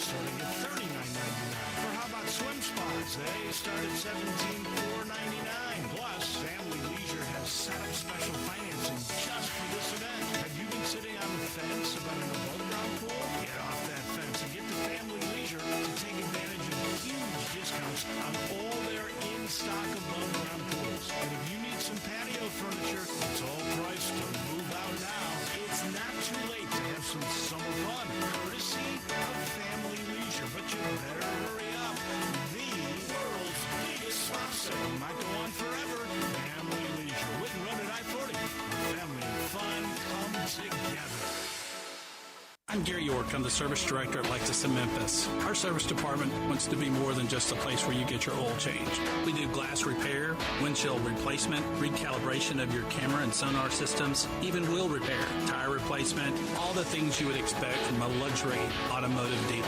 Please check out our website. You can schedule your appointment, check out our specials, hours of operation, or if you'd like to do it in person, please reach out to one of our associates at 901-271-5199. Now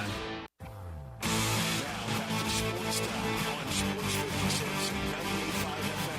Here once again are Brett Norsworthy and Brian Davis.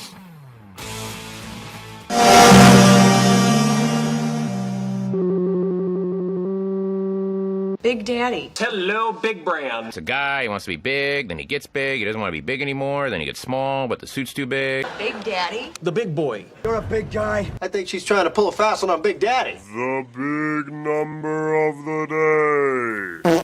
Well, Brett, my big number today comes from Major League Baseball, and it is the number 1. That's how many hits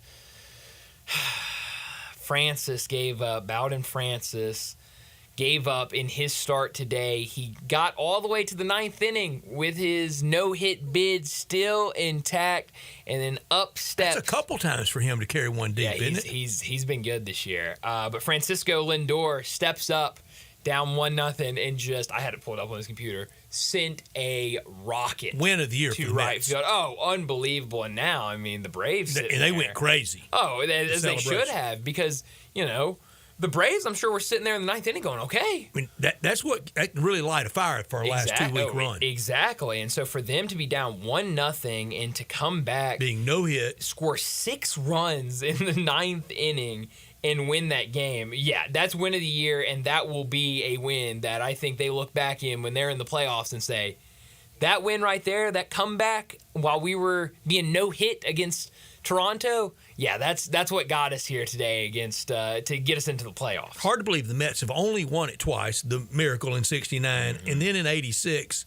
And it shows we have a lot of respect for the Braves. And you mentioned earlier what they're doing and a lot of all the injuries.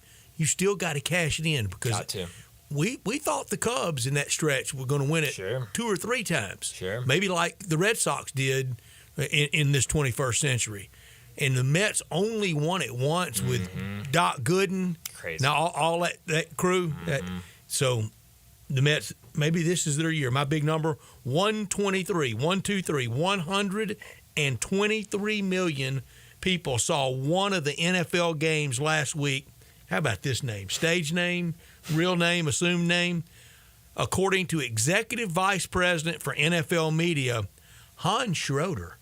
Nice. Oh, Hans. Way to go, Hans. Any Hans and Liams I'm down for. I love Hans and Liams. You know Hans got a slide rule breaking out all the numbers, don't you? He's got 123 million people saw that, and that's with this DirecTV Disney impasse. Yeah, no, you're right. You're right. Yeah. You're right. So there were alternative ways of watching the game. I mean, if that adds 2 million more. Sure, yeah. No, it's 123 is a lot of people. No, it's a ton. Now, I wonder how, and I know in the TV world there, and you know it, I know they have it down. I know it's big money. Radio, it's the Wild West on ratings and numbers. But in TV, they have it down. I wonder how they know 123 million people saw at least one of the NFL games. On the 0s and 15s, Nielsen's take a scan. So that's how you get it. 0s, 15s, 30s, and 45s. And they can really turn those numbers around fast now. Used to, you had to wait a little while. I think it's maybe a 24-hour turnaround now. If not quicker than that, but yeah. Do you in your company? I may be asking something you don't want to tell. In your company or in the building at 1960 Union, do you have is there a ratings numbers person? Yes, absolutely. She sends it out daily. Yes. Interesting. Full-time job. Full-time job. With the demographic, the age breakdown. not necessarily the age breakdown, but the time. No, you're absolutely right. Yeah, age breakdown, timing of the day. Yeah. Also, I forget about that. Yes, age breakdown, timing of the day from a PM, AM standpoint. They break it all down. You're right. No, she does. So they know to the minute the most watched of like your newscast. Yes, so they know what's hot. Therefore, dollars. You know, absolutely. And I guess from a business standpoint, you have to know it. You know, you have to know when really the eyes are on your product. So, absolutely, sales really matter. Yeah. Something else I found fascinating, and this is completely changing the subject, and certainly not as fascinating as ratings and stuff like that. No, I do think that stuff is incredibly fascinating.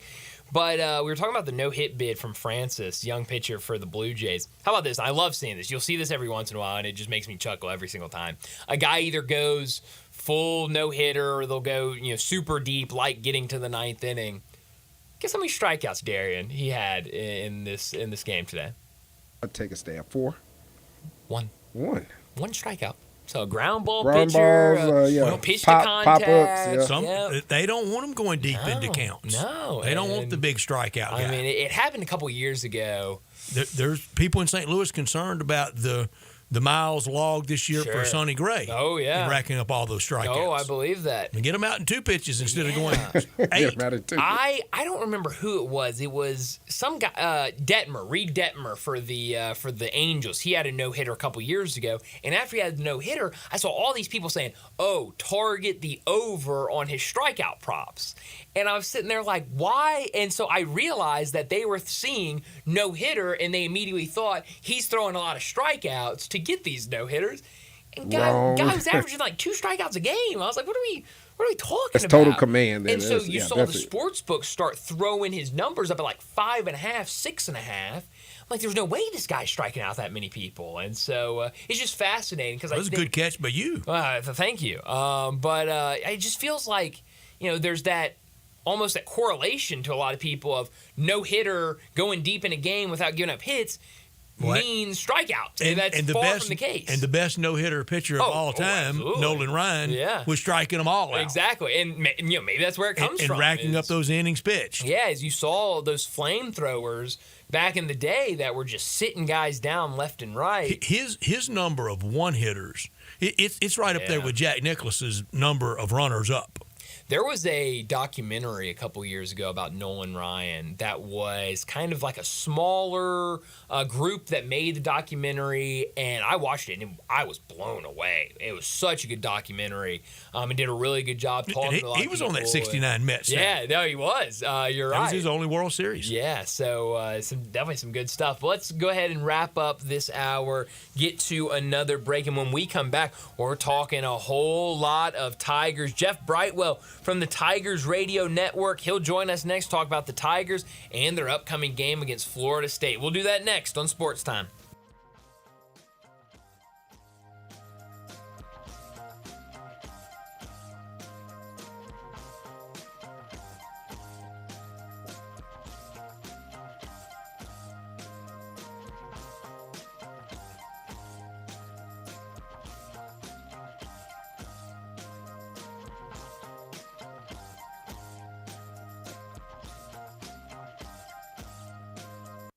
Retro cruiser styling packed with modern innovations, riders of all skill levels choose a Honda Rebel. Incredible motorcycles with a stripped-down style and a full package of features. Both the 300 and the 500 offer compact power inside a lightweight frame. Combined with a low slung seat, the Rebel is easy to start on. And with new colors for this year, they are impossible to ignore. Go to DeSoto Honda to check out the 2023 Honda Rebels. Cruisers with premium style and performance to enjoy every second. Use the street as a racetrack with the law with the owners of If you own a business, you know Luttrell Belting keeps you moving. Luttrell has cost-effective belts, conveyor components, and 24/7 on-site service to keep you operating smoothly. Text are just a phone call away at 800-441-8946 or online at LuttrellBelting.com. Luttrell's Memphis plant stocks belting in nearly every size and finish, and if they don't have it, they'll make it. From ordering to selection, fabrication, and installation, your Luttrell sales rep is there for you. Luttrell Belting keeps you moving. Hi, this is Troy Fiveash, owner of Fiveash Roofing. In these uncertain economic times, there are so many things as a contractor and a business owner that I cannot control. The rising cost of materials, not to mention fuel and transportation costs. In the last 2 years, shingle prices have almost doubled, and commercial materials have doubled. And I don't have to tell you what fuel costs these days. But you know what I can control? How much markup I put on a project. I have always prided myself in knowing I never gouge a customer. But in an effort to ensure my crews have work and my customers are being treated fairly, I have lowered my profit margin, hoping to give you a price you can live with and keeping my crews busy. So if you need a roof or gutters, please give us a call. 5 Roofing, fair, honest, and ethical. 5 Roofing, a proud sponsor of Tiger Athletics and a member of the Tigers home team. 367-0050 or memphisroofer.com.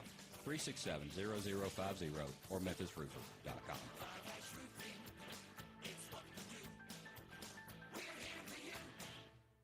Texting enrolls you in a recurring automated marketing text messages. Consent not required to purchase. Message and data rates may apply. The team's looking good this season. I think so.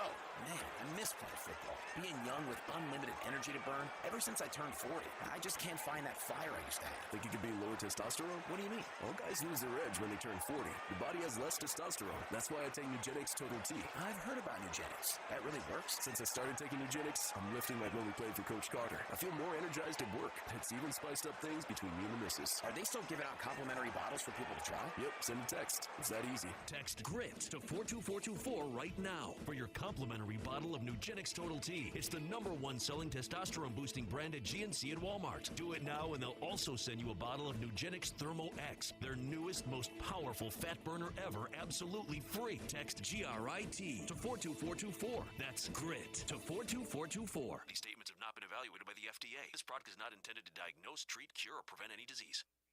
Step up your wings game at East Coast Wings and Grill. With 60 wing flavors and 7 heat indexes, do you have what it takes to turn the heat on your wings up to insanity? East Coast Wings and Grill is family friendly with a large variety menu to satisfy the whole bunch. Sign up today for their loyalty program and taste the rewards. For every dollar you spend, you collect a point. Earn 100 points and receive a $5 reward. Next to Lowe's off Highway 64 in Bartlett, come try America's best wings at East Coast Wings and Grill. Ole Miss Rebel Yell is back.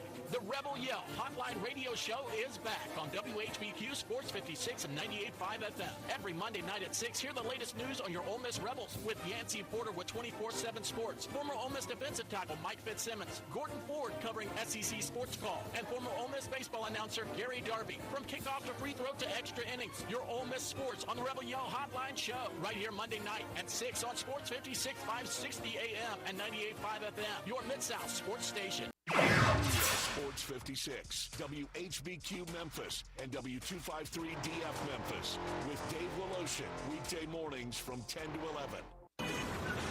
Sports 56 traffic. Good afternoon. They were dodging some debris a few minutes ago on 40 westbound, just past Sycamore View Road. It's cranking up now out here out of Midtown on 240 South at South Parkway as it continues to build 40 west across the Hernando de Soto Bridge. All that traffic making its way back into West Memphis. Weimer's Jewelry, 7525 Highway 64, is your full-service, family-owned jewelry store here in Memphis. I'm Commander Chuck with your on-time traffic.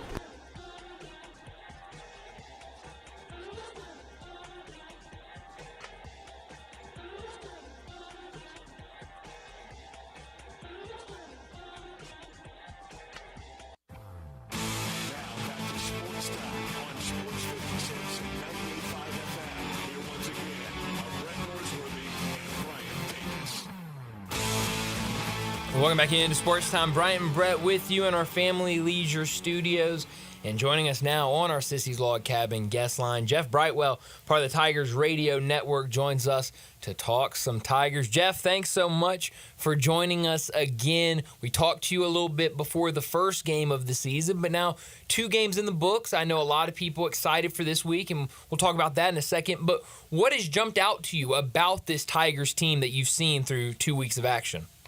I think the defense is what's jumped out, like we saw what Jordan Hagan did at the AutoZone Liberty Bowl when they held Iowa State with no rushing yards in that. When you come out and you get the shutout against North Alabama, which, you know, say what you want, it's an FCS school. You should handle them pretty well. So it was nice to hang the 0 up against them. But when they stepped up a little bit in competition against Troy, they handled business. Troy got the late touchdown to get the 17 points. But virtually for the majority of the game, you held them to a 10-point game. I like their speed. I like their cohesiveness.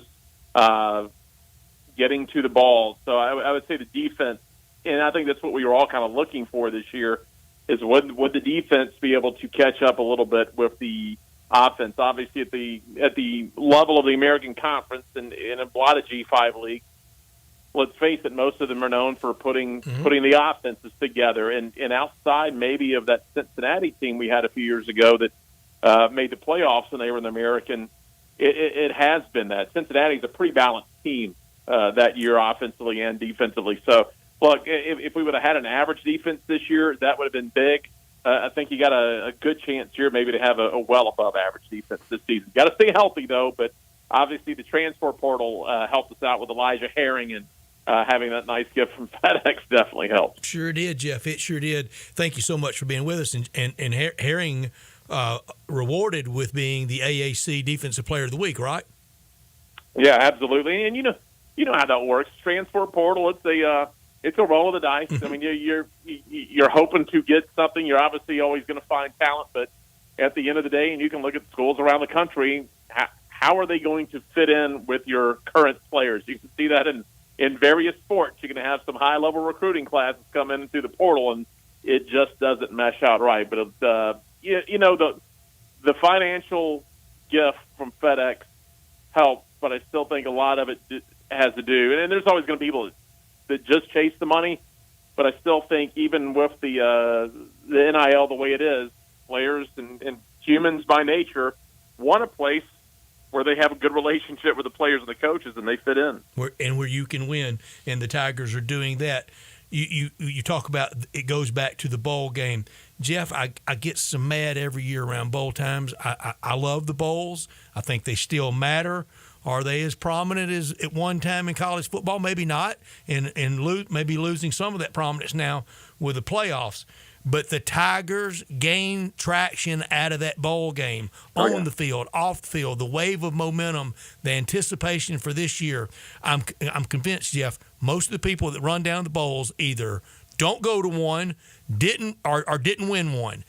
People that go to them and win them and enjoy them, they know there's still a force for good in the college football world.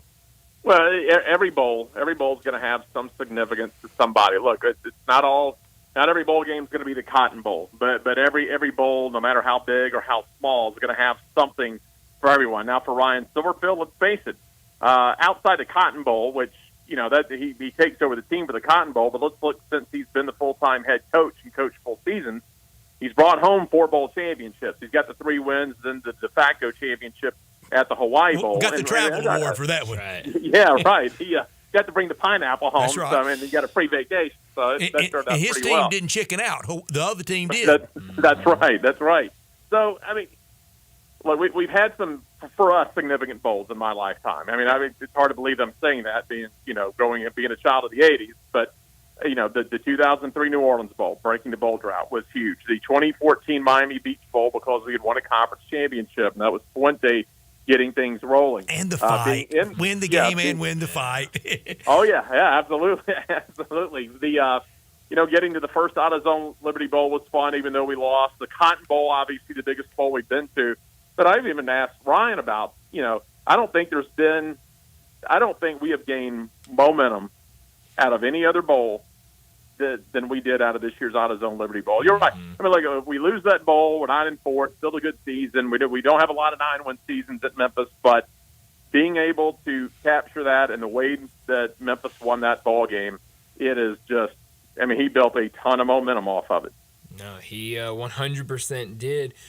Jeff, when you look at this offense, a really good game last week by Mario Anderson. I mean, looks every much of what he was promised to be in the offseason, but now Sutton Smith, he's going to be out for the rest of the season. It looked like, I like what I've seen from DeWosier. We'll see how he can hold up. What do you think of this running back room now that Sutton Smith is down? Well, I think you put it on the shoulders of Mario Anderson, like you said. I mean, he's the guy that came from an SEC team, led South Carolina in rushing, and we talked about having a deep running back room at the beginning of the season. You never want to have that tested as far as the depth after one game, but without Sutton, it's going to fall on his shoulders. Now, what can Greg DeWosier bring you over a 12-game regular season? Like you said, we've seen some good things out of him. He's going to get more and more carries. We're fortunate to have a short yardage back in Brandon Thomas, and he's been a great story with the ups and downs he's had in his career. And, it's not a bad role to have. John Riggins made a Hall of Fame career out of being the guy from 2 or 3 yards out that punched in the end zone for Washington back in the day. And he likes the role. He's accepted a leadership role for that. So you still have 3 very capable running backs there. It was nice to see him break out. Obviously, they struggled the first week, I think, a little bit with some of the new offensive linemen kind of getting things going in the run game. But it was good to see them bounce back against Troy. They'll need it this week, and you'll need it the rest of the season because of the look at the end of the day. And again, maybe showing my age, but it doesn't matter. The high flying offense is still got to run the ball and stop the run. Sure do. Sure do. It's as old as the game itself, and I can go to that box score, and most of the time, that team that wins that rushing battle, they win the game. Yeah. Not every time, but most of the time. Jeff, this offense, how much do you think has really – how deep in the playbook through UNA and Troy have they gone? And I know the familiarity with the staffs, but I think Ryan Silverfield's held out some special plays and concepts for Saturday. Yeah, he may have. No, he's not. He's not going to say. Greg asked him about that Monday. And kind of put Greg on the spot about what do you think I've held out, and that's kind of where that discussion ended. It may be something similar to what you saw. Again, going back to the AutoZone Liberty Bowl, where the day before in our broadcast meeting, it was Tim Cramsey that told us.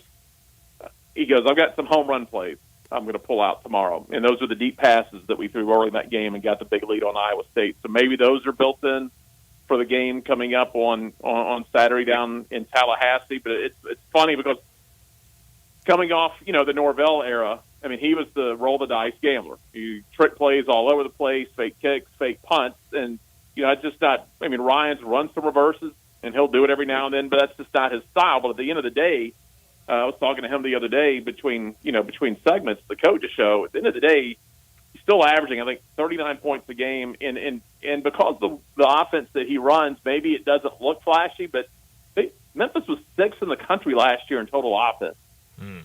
Now, if you just said that on the surface, people are like, no, there's no way that's true. But you go back and look at the numbers, but they can put up the points. But no, I agree with you, Brett. I'm sure there's the way they know each other.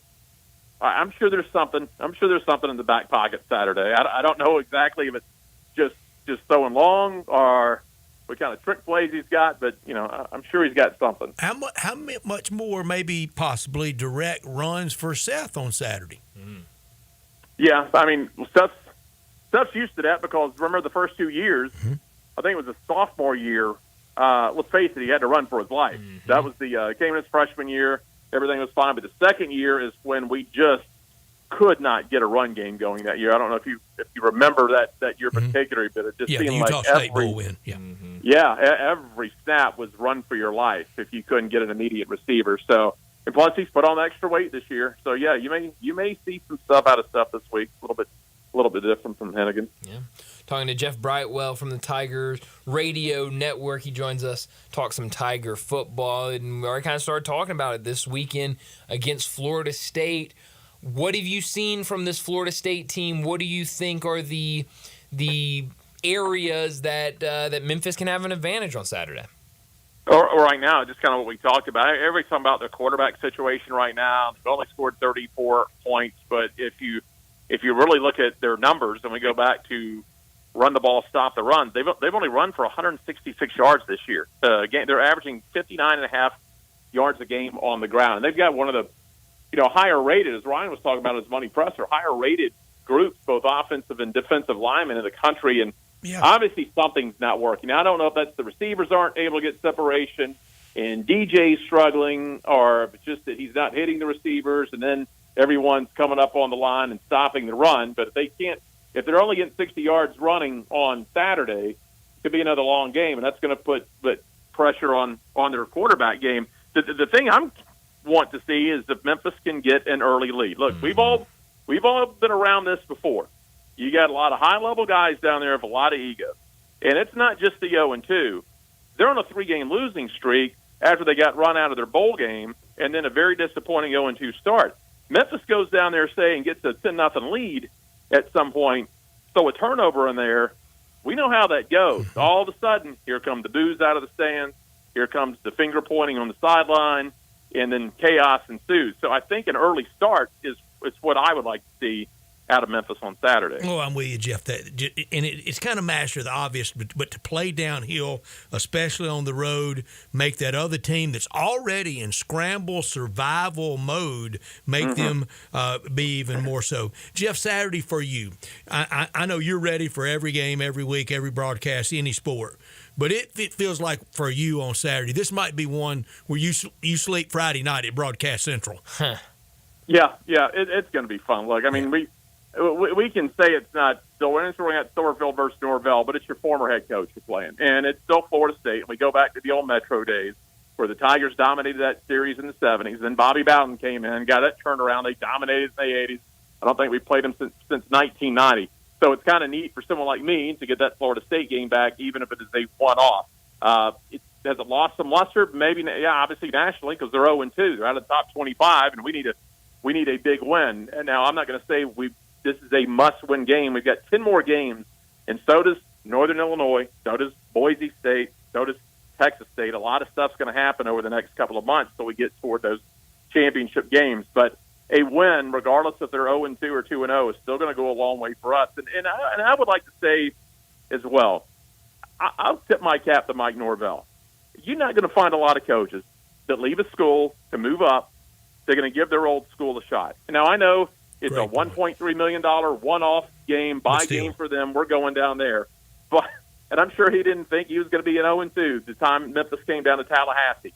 But it's still, it takes some guts to do that, and I give him credit. I mean, he's talked glowingly about his experience here, and I don't blame him. It's a job. You got to take the money. You got to put yourself in a situation. But you're not going to find a whole lot of coaches that are going to give that old school an opportunity. Absolutely. Jeff, one thing I've been really impressed about with this year's team has been how it feels like they understand what this team can do. They understand what the expectations are. I go back and I think of the spring game, and Greg Gaston was down there on the field, and every 10 minutes or so he'd get another player and he'd do a quick couple-minute interview with them, and all of them kind of said the same thing of we know that we're supposed to go out there and win, and we don't try to avoid the pressure. We accept it. We know what it is. It feels like even though this is at the end of the day a group of 5 team going on the road to a big time venue, playing one of those elite brands in college football, it feels like this is the group that is up for that test, and that they're not going to go in there scared or worried or intimidated. They're going to go in there and ready to handle business. Well, the thing about this team is I don't think they're overwhelmed by the moment. I mean, you've got such veteran leadership on the team. Look, you see some group of 5 teams every year they're a favorite, and they've not kind of been in that situation. I think that's where your 10-win season and your Liberty Bowl win helps out last year, and you had the close loss against Missouri and St. Louis, the close one against Tulane and SMU. That's the year where you're 2 years ago you're losing a lot of close games. Last year you win them, but maybe you don't win the ones that put you in the championship game. Maybe this is the year that you kind of get over that hump. We've all seen that progression, but they don't seem overwhelmed by the moment. And the fact is, let's face it, this isn't the old pre-social media days where the coaches can hide stuff from players, and we don't know what we're ranked. They only printed it one time in the newspaper this week. It's information overload. You might as well just talk. You don't have to make that the focus every day. You still got to take care of your business, but they know the situation, and fortunately, you've got a veteran team that can handle that situation. Again, not being overwhelmed. I go back to was it D'Angelo Williams' junior year when a lot of people were picking us to be the BCS buster that year. Ended up 8-4. I think the team felt a lot of pressure from the start of the season. They barely pulled one out over at Arkansas State, and then in week 3 went down and got beat by UAB. I mean, it's a situation that you've got to mentally be able to handle, and you have to have been in those battles before. Was that the Arkansas State game that took like 2 days to play? Yeah, that's the one where we were down, I think, 2 scores of 2.5 minutes to go. 47-33 final? Yeah, the linebacker from MUS knocked the ball loose, and we got another kick from Gostkowski, and D'Angelo ran one. That's the year we were in the top 25, and the game took forever, like you were saying, Brett, and most of the voters had already turned the channel while we were losing. Yeah. Yeah. We went 2-0 and got out of the top 25, so that was a strange year, to say the least. But no, I mean, we got a veteran team. I think they can handle the moment. Yeah, no, I'm definitely with you on that. And then right when the Tigers get done with this game, win, lose, whatever the outcome is, they've got to turn right around for another road game. Go to a Annapolis. conference road game against Navy, which we know how tricky you know Navy can be with the style of offense they run. What is that game going to look like? Well, they got a week off. I mean, you're 2 weeks in a row. You're going against usually high-flying Florida State, and then you couldn't be any more different, do a 180, than go to the triple option, and you got to go into Navy. And that's the thing about the schedule, the thing about the season that a lot of people aren't talking about is you're on the road at Florida State, which you expect to be, but as far as your conference games, on the road at Navy, on the road at San Antonio, on the road at South Florida, on the road at Tulane. It's not a schedule that sets up for you favorably to make the run. You're going to have to win on the road, and if you're going to win championship teams for any club, you got to win on the road. So it will be it'll be something, because it's not like you got a layoff week and you can kind of start putting the Navy game plan in this week, because you can't. You see, all focus has to be on the Seminoles, and then you turn right around in a completely different game. And that people talked about Troy being a potential trap game. If the Tigers win this game Saturday, you've got to emotionally enjoy it Saturday night on the plane ride back, and you better be ready to focus in Sunday morning. Might be able to cheat a little bit and take it to Sunday night, can't you? Maybe Sunday afternoon. Yeah, maybe supper time Sunday night. You got so in 60 minutes starts up. Yeah, when you hear the clock ticking down, it's done. You've got football tonight, don't you? You've got soccer tonight, don't you? Yeah, I got soccer tonight down here at AutoZone Park. Big one for 901 FC, trying to get back up to the top four and get a home playoff match. And who knows what's going to happen here? But whatever's happening, it's not because the product on the field they put out has not been good. It'll be the fourth year they made the playoffs, and potentially the third year they've been able to get home field advantage at some point during the playoffs. So it'll be big when it gets hard for the Athletic. They're shorthanded. They got a couple of guys with some red card suspension. So hopefully 901 FC can pull it out tonight in downtown Memphis. Jeff, you are versatile. I'm telling you, you can call it all, and you have called it all. Well, I mean, starting out doing you and I worked together, at some former, operations. And when I moved out of Memphis, I mean, it was a matter of you're going to call everything, anything and everything. And I remember telling some young sports broadcasters one time when I moved back, it was funny. You'll appreciate this, Brett. When I would go, hey, we've got some webcasts, at the university we need help on if you want to get your feet wet. And I would go, well, we got some volleyball we need done or some softball. And inevitably I would hear, I just do football and basketball. Yeah, sure. Yeah. And it'd be like, well, all right, all right, nice Bob Costa. Sorry to bother you, but I guess we're not big time enough for you. Jeff, I remember you telling me that story, and you telling them, I've stood on top of a press box in Missouri doing high school football. Oh yeah, I stood over the whatchamacallit, the hole to get up the roof of the press box in a snowstorm. It's the hey man, that's where you got to grind. You got to grind in the smaller sports. If you can do well in them, the traditional football, basketball, baseball, that's the easy stuff. Oh, yeah, absolutely. Well, enjoy 901 FC tonight. That should be a lot of fun. And as always, thanks so much for joining us. Yeah, no, thank you for having me. I appreciate it. Thank you, Jeff, so much. Thank you very much. Jeff Brightwell with us on Saturday, setting up to be special. That's one of the days that a lot of people will listen to every single solitary second of pre and game call, TV on, but listen to Dave, listen to Jarvis, listen to Greg on the sideline, and then maybe that happy homecoming Saturday afternoon, Saturday night. And you talk about it. Hopefully you get it, because it was as a child was always one of my favorite things about listening to whether it was basketball or football. And a lot of times it was Jeff Brightwell doing it in the post game for either of them, saying, "Well, the team plane set to land at about whatever time." And so hopefully we'll be hearing that same exact thing from Jeff Saturday afternoon after a win. Best drug ever made is winning. Oh, it absolutely is, and it's good. It for sure is. So it's a big one, and I talked about it with Jeff. Like, this team, it does not feel like they're intimidated by the pressure or by going into, and a lot of that has to do, and he alluded to it, to the veteran leadership you have. It starts with, that coach, but then it goes right to that quarterback, as Seth Hennigan. Having a guy that's been here for 4 years, has started 4 years, that makes a difference in this day and age of college football. I think the whole college football world has more confidence in the Memphis quarterback than the FSU quarterback.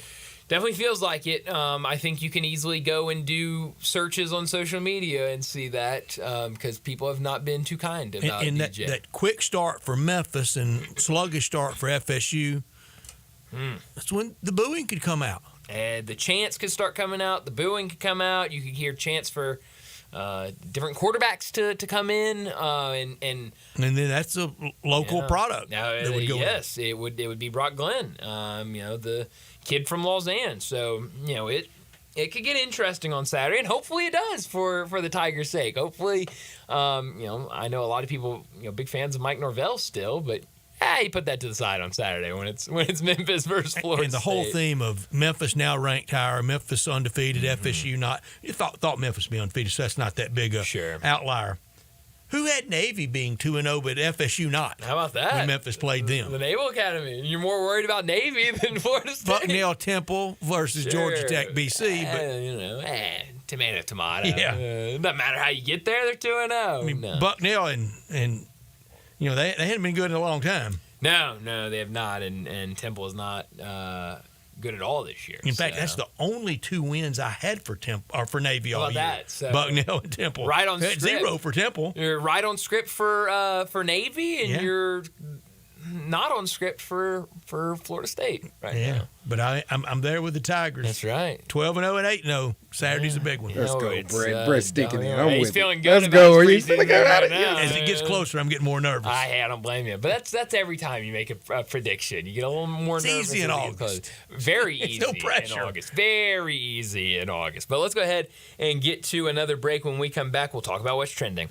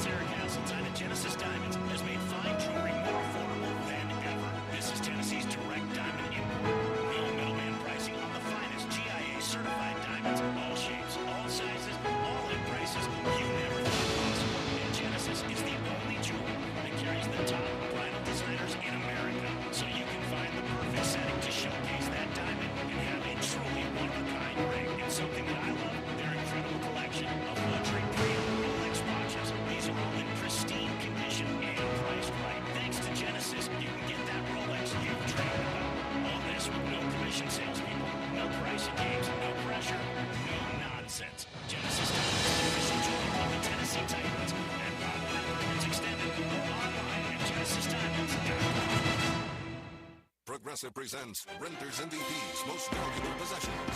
Today's MVP, Tom Kelly's carbon fiber mountain bike. Because more than riding his carbon fiber mountain bike, Tom loves telling people about his carbon fiber mountain bike. Friends, family, even a local barista knows about his carbon fiber mountain bike. And that's why Tom's carbon fiber mountain bike, if you haven't heard about it, is today's MVP. Keep your most valuable possessions protected by bundling your renters and auto insurance with Progressive. Progressive Casualty Insurance Company affiliates and other insurers not available in all states. Wash your house, wash your office building? Impossible! Not call Wilson's Pro Wash. Your house, fence, driveway, warehouse, store, hotel, even cars and trucks can all be squeaky clean and beautiful after pressure washing by Wilson's Pro Wash. Wilson's specializes in cleaning all hard surfaces surfaces, concrete, stone, brick, and mortar, even wood and vinyl siding. Then Wilson's can seal their surfaces so they stay looking brand new. Call Wilson's Pro Wash, 91524-6799, or online at wilsonsprowash.com. Now back to Sports Time on Sports 56 and 98.5 FM. Here once again are Brett Norsworthy and Brian Davis. Welcome back into Sports Time. Bryant and Brett with you as we got about 30 minutes left in today's show. We got to talk about Old DirecTV trying a little trickeration on me. What'd they do? If I didn't hit the email wanting to keep my paper bill, they were going to go paperless. Oh, wow. How about that? Here's the biggest thing I want you to do, DirecTV. Get everything settled with ESPN and Disney. Yeah. Don't worry about how I'm getting my bill. How about that? I've never seen that before. I've seen like the click this email. Old and then trickeration. Click this, If I hadn't clicked to keep paper, I want a paper bill. That's interesting. Brett, also don't forget to get your $30 credit too, if you hadn't done so. Do I have to do paperwork? Nope. All you do is scan. There was a put your TV on ESPN. There's a QR code. I saw that, and I scanned it, and I got my credit. Instant credit? No, it says you'll see it within the next bill cycle or two, but it's coming. Wow. Yeah, that's how much they know people are upset about this. They're giving you a credit. Here's a big generation question. To scan it, just your camera. Yep, just take your camera and point it towards it. Okay. And then it'll And take you to the like, website. Something will like jump out on your Yeah. screen, like it'll start to glow almost, and you just click Yeah. that link. And But you'll have to log in I don't because you shut have to down go the to your entire account. internet doing it? Nah. Okay. But get your money. You deserve it. Get your money. Get it back. I didn't know about that. I'm gonna have to do that when I get home. You got direct as well? Yeah, I have DirecTV Stream. I don't know if it's different. Yeah. There's been time $30. I'm sure it's the same. You feel rich. Absolutely. Absolutely. 100%. Especially for one station. Give it back. It's $30. Yeah. No. Well, no, it's more than one station because the SEC network. It's a lot in the If I'll bend 600s. over and pick up a penny, I sure want $30. Yeah, absolutely. Sure, Yeah. 100%. No, I had a weird. Speaking of emails and stuff like that, I had a weird interaction with my dentist. They like emailed me about confirming my appointment, so I clicked the button to confirm it. They texted me to confirm it. Texted back, confirm. I want the little card. Then, I didn't get a little card. Yeah. Then they called me like 3 times trying to confirm it, and I missed all the calls. And then they called this morning, and I missed it. I was like, I better call them back because I don't want to show up tomorrow. It's tomorrow morning. Yeah. I don't want to show up tomorrow morning. And they then were be trying like, to reach you. Like, we tried to call you. I Regular respond to the appointment, or they text. doing something. work? No, it's regular appointment. Hopefully no work, but I'm sure there's You've been through the work. I have. No, I 100% have, but hopefully not this time. Brett, I want to talk about a couple of things during this segment. The first, and this is more directed to Darian, because maybe the 49ers getting off a little clean, as it doesn't look like the NFL is going to investigate Jordan Mason and his comments after the game on ESPN that he learned it on I thought Friday. they'd make an example out of that. Well, they would too. I thought something Make would it 3 of happen. us. I thought they would too. You think the NFL had enough fun with Eddie DeBartolo in the day? They made a big enough example. Yeah, but of him? never say never. They can always come Yeah. back and They drop sure the hammer. can. The goodle. Eddie DeBartolo in the Hall of Fame. Oh yes. And did you read the long form ESPN on Robert Kraft wanting in the Hall of Fame? No, sir. And what it's at front page and what he's doing to get I in. saw it, but I didn't. It's I didn't great. read it. I think he should be in. He deserves. Oh yeah. I mean, he certainly has the resume. If you're gonna say Tom Brady went to 10 Super Bowls, he went to 9. No, then you have to count as in the 90s as well, Sure. right? Yeah, he was on owned the with den. Parcells, Yeah, Parcells. So that. Oh yeah, definitely. Yeah. Oh yeah. Yeah, I mean, he's got a good case. He's got the resume for it, certainly. And raised the practice of business for the whole league. Absolutely. Was good for the league. Absolutely. Was there critical in one of the big one of the big labor impasses TV negotiations. Yeah, I'm with it. Do you hold Deflate or Spygate against him? I don't, and I don't want to go into it. Some of the other stuff off the field. With Sure. Yeah. Because it was off the field. And the Hall of Fame, none of them are made up of perfect people. That's true. That's very true. Yeah. I wouldn't go into the deep one off the field, but I mean, you were the leader of the quarterback, you know. But he still gets in. That's a hardwood subject. Yeah, but he still gets in. That is a he still Hardwood gets in. subject. He still that gets is, and he was a popular figure on Hardwood Stories for Well, for a while. Believe me, I had to Believe sit you. through him. They earned it. He earned it. He sure did, I guess.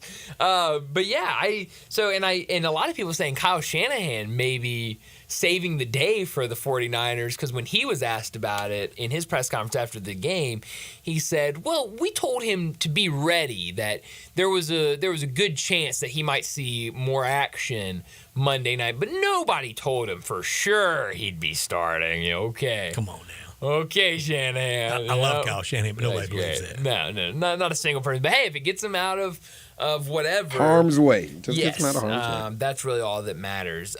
Something else I wanted to get to, and we were just talking about ESPN, so this is interesting, and I'm going to bring it up tomorrow when we talk to Keith Smith. I've already written it down to make sure you're bringing this up with Keith Smith, but I don't remember if it was earlier today or yesterday that this was actually said.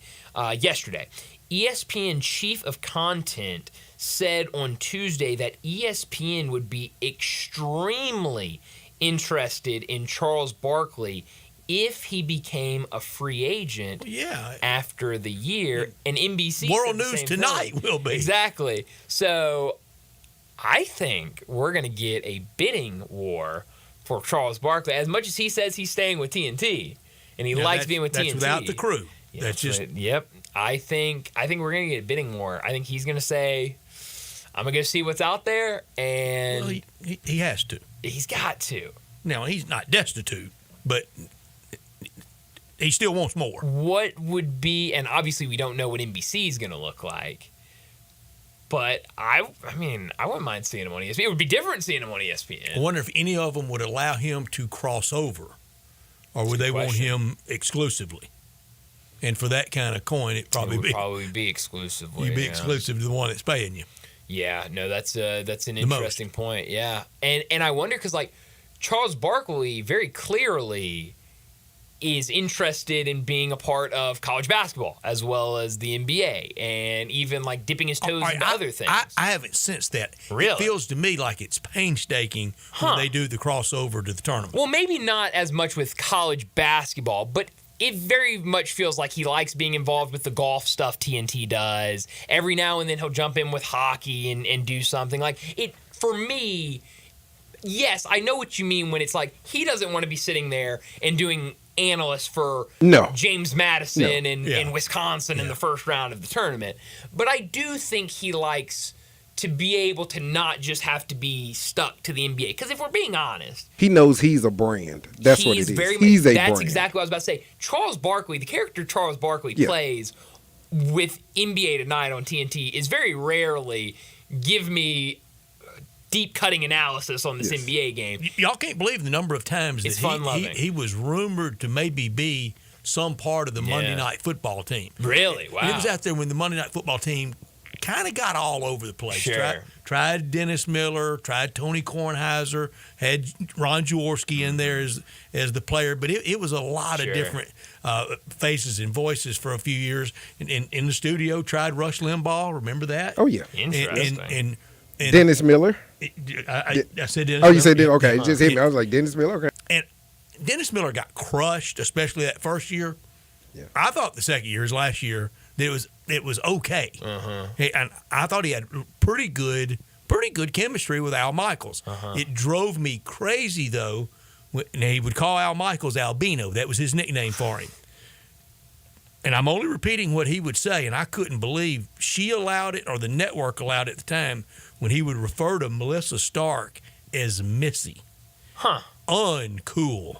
Unless she was cool by it. Sure. But it didn't feel like she was. Interesting. And I just would never. But that was kind of his irreverent style. Sure. Interesting. So like, yeah, I mean, Barkley would fit. And I think my point is I think Charles Barkley would enjoy the flexibility that can maybe come with ESPN of you're doing a pregame show for ESPN, but you're also on McAfee and you're also, doing Get Up or and something like that. And the litmus test is already there. It's Shannon Sharp. Shannon Sharp is already there. He's kind of a Southern boy, just like Charles. I think that goes hand in hand. Yeah, I think they go hand in hand. I think he'd be great. Could it be too much of him?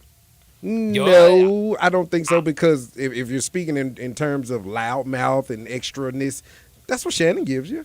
But it's old. There's an old school reverence there. That it's coming from early '90s, late '80s, and it's not coming from pop culture today. So it's kind of accepted. It's kind of get off my lawn. It's interesting though, because I remember that being a question with, and this is completely different. Snoop Dogg at the Olympics. I mean, Snoop Dogg was everywhere at the Olympics, and there were stories coming out of like, are we getting too much Snoop Dogg? Is this kind of overbearing to people that every event you watch, Snoop Dogg is either there or speaking or doing something? But part of that also was the introduction of him for now his NBC show. Yeah. That they wanted to get Definitely. But I mean, him associated with their network. Certainly. But I mean, if you're talking about Charles Barkley and you're seeing him on 4 or 5 different shows throughout the basketball season every day, 4 days a week, like, I think some people that might be a little like, okay, we get it. Charles Barkley's on ESPN now. Did Peyton get any Olympic negative coverage of too much? No, I didn't see anything. No, he nor Snoop. They don't get bad coverage. Yeah, no, I thought Peyton was good. I didn't see anything bad about Peyton. And Magic ratings for the Olympics. Of course. Yeah, and I mean that's another thing with Peyton, and you brought him up. Not even his Omaha Productions and everything they do with ESPN. Like, I'm sure they would do something with Charles Barkley, and if he wanted a show or something. The Barkley's place, like they do the Peyton's place. He would take you. What are we gonna do with Shaq though? Package deal. That would do. Because I love him. I love Shaq. Love him too. That's a good question. Maybe the most fun-loving, big-time superstar ever. Oh, yeah. Shaq and Mickey Mouse. Put them together. I mean, why not? Shaq and Mickey Mouse. That does seem like a match made in heaven. Of course. Shaq and Mickey Mouse. I would need to see that picture, though, of Shaq with Mickey would with be like ears the on. Dads with the little bitty guy. Yeah. Yes, the general. With the general. Yes. But no, definitely, like, this year is going to be interesting with the NBA, with how much change is coming to the streaming and television packages. It's going to be a weird year, and the biggest weird part about it is going to be NBA Tonight and the fact that from opening day till into the playoffs, when you turn that show on, everyone loves it so much, you're going to know it's the last year I'm going to be watching this. Yes, the countdown is on for that group. Which for this year will drive a lot more to it. Certainly. Thinking this could be the last time. Certainly. And last show, the ratings are going to be. It's going to be incredible. Unless there's something ironclad and settled. And that last show is usually conference finals time. Conference finals, Last year they had the West, so I believe it'll be East this year. Yeah. Oh, they flip-flop? Yeah, they flip-flop. Yeah. Between them and Mickey Mouse. Yep. TNT and Mickey. Yep. So, yeah, that's right. So they'll get the East this year. Right? Is that what you said? I can't even remember now what you said. Yeah, East this year, yeah. So, yeah, it will definitely be interesting. Brett, we were talking about it, and we still can't really get over it. Last thing I'll get to in this segment before we go to a break, the Mets winning that game. That win of the year is absolutely in the celebration. Of the year, and that is definitely going to be one that I think if they make the playoffs, that's going to be the one you point back to and say, that's the game that got the Mets over the hump. It's the kind of win that you can string a couple together, get a little separation, maybe a knockout punch. That was all timer from being no hit and going down in history. Now they don't play tomorrow, so can you keep that momentum going into Friday? Sure. When they go to Philly, how about that? It's not easy.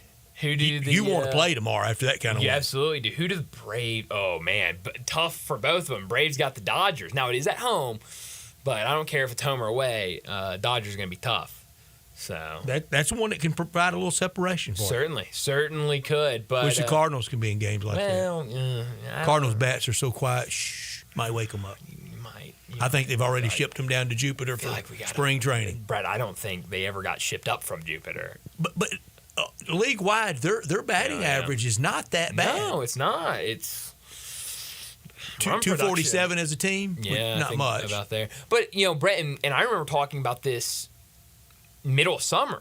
this season for the Cardinals, it's either been a game where the Cardinals come out and they put up 10 runs or none. I mean, that's how it's been. There's no in between with more often none. More often than not, none. And that last night was. And I said it yesterday. Now the Reds are now 7-4 this year against the Cardinals. Crazy. Reds, Cubs, and Nationals knocked the Cardinals out this year. Yeah, you are absolutely right about that. And the Nationals is the big one because you're absolutely right. It was kind of shocking some of those games against the Nationals watching them. But let's go ahead and get to our final break of the day. When we come back, we'll wrap up today's show with Crunch Time. Start your day with Sports 56 Mornings with Greg Gaston and Eli Savoy. Weekday mornings from 7 to 10, right here on Sports 56 and 98.5 FM. This Sports 56 traffic report is brought to you by Luttrell Building. They keep you moving. Memphis, it's official. Crab King Seafood is where it's at. For the most flavored seafood and the biggest plates, run to a Crab King's near you. Visit the Bartlett Cordova location at 7140 Stage Road. The price, the portions, the service is why Crab King's is #1. So don't be disappointed in seafood. Make the right choice the first time and every time. Make it Crab Kings. Crab Kings have only locally grown catfish. Come and devour tasty snow crabs, king crab, shrimp, salmon, catfish, calamari, and so much more. Enjoy Memphis's best tasting pasta with your choice of toppings. Visit the Bartlett Cordova location at 7140 Stage Road. Crab Kings is open Wednesday through Sunday. Enjoy 50% off lunch portions and dollar fountain drinks. The #1 name in Cajun seafood is Crab King Seafood, a Memphis favorite. Crab King, 7140 Stage Road. Kings with the Z. Hi, this is Troy Fiveash, owner of Fiveash Roofing. In these uncertain economic times, there are so many things as a contractor and a business owner that I cannot control. The rising cost of materials, not to mention fuel and transportation costs. In the last 2 years, shingle prices have almost doubled, and commercial materials have doubled. And I don't have to tell you what fuel costs these days. But you know what I can control? How much markup I put on a project. I have always prided myself in knowing I never gouge a customer. But in an effort to ensure my crews have work and my customers are being treated fairly, I have lowered my profit margin, hoping to give you a price you can live with and keeping my crews busy. So if you need a roof or gutters, please give us a call. Five Ash Roofing, fair, honest, and ethical. Five Ash Roofing, a proud sponsor of Tiger Athletics and a member of the Tigers home team. 367-0050 or memphisroofer.com. 367-0050 or memphisroofer.com.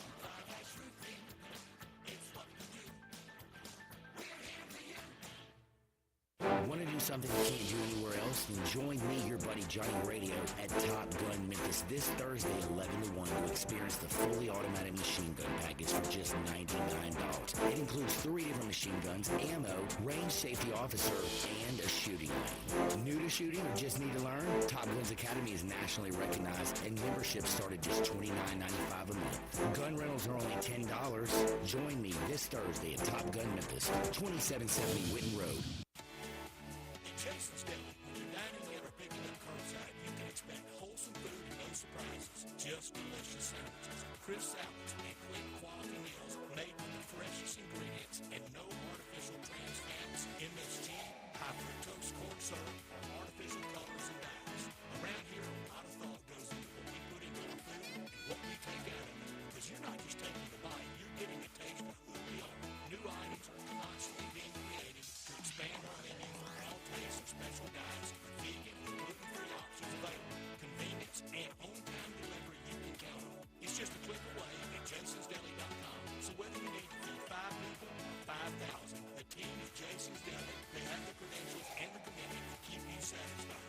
Freshness is nearby at Jason's Deli with locations at Ridgeway and the Park Place Center, Poplar Highland, Germantown Road in Cordova, and Goodman Road in Highland Branch. Jason's Deli is wholesome food and no surprises. So you need to sell your house? I have the solution. Call 901-406-1101. That's 901-406-1101. Call my buddy Bill and I buy houses. Any house, any area, as is. It's literally as simple as that. Just pick up your phone. Call 901-406-1101. That's 901-406-1101. Call my buddy Bill and I buy houses. Guaranteed to close in 5 days. If you need to sell your house fast? Call Bill at 901-406-1101. Bill at I Buy Houses. Now back to Sports Time on Sports 56 and 98.5 FM. Here once again are Brett Norsworthy and Brian Davis. This is pretty cool, and we're just getting started, so.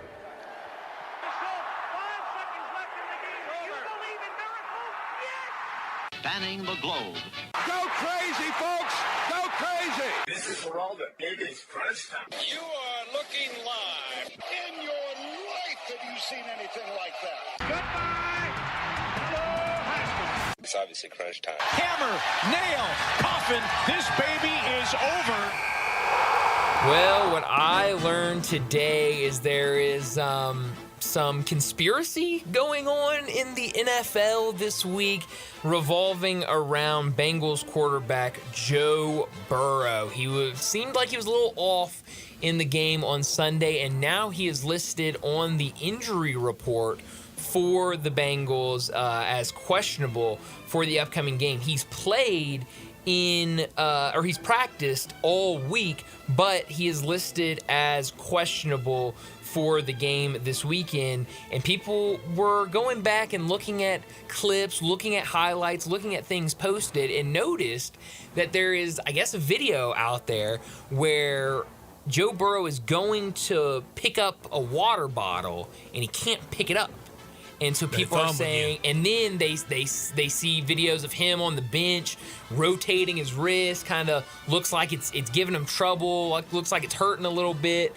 And people are saying maybe that's what was wrong with him. Maybe he has a wrist injury, and that's the problem. And so Joe Burrow had to answer questions today about his wrist injury, and he told reporters today the wrist is absolutely not affecting throws. So we'll see if he plays this weekend and what he looks like. You know what that kind of emphatic denial means? There's something there. There's definitely something there. Don't believe anything in sports. What I learned, we're just talking about Bob Kraft, and that story is great. He badly wants in Pro Football Hall of Fame. I think he should be. The turnaround of the Patriots from what it was when the Sullivan family owned them to stadium to everything, the success. Jerry Jones is rightfully in. I think someday Clark Hunt will join his dad in the Pro Football Hall of Fame.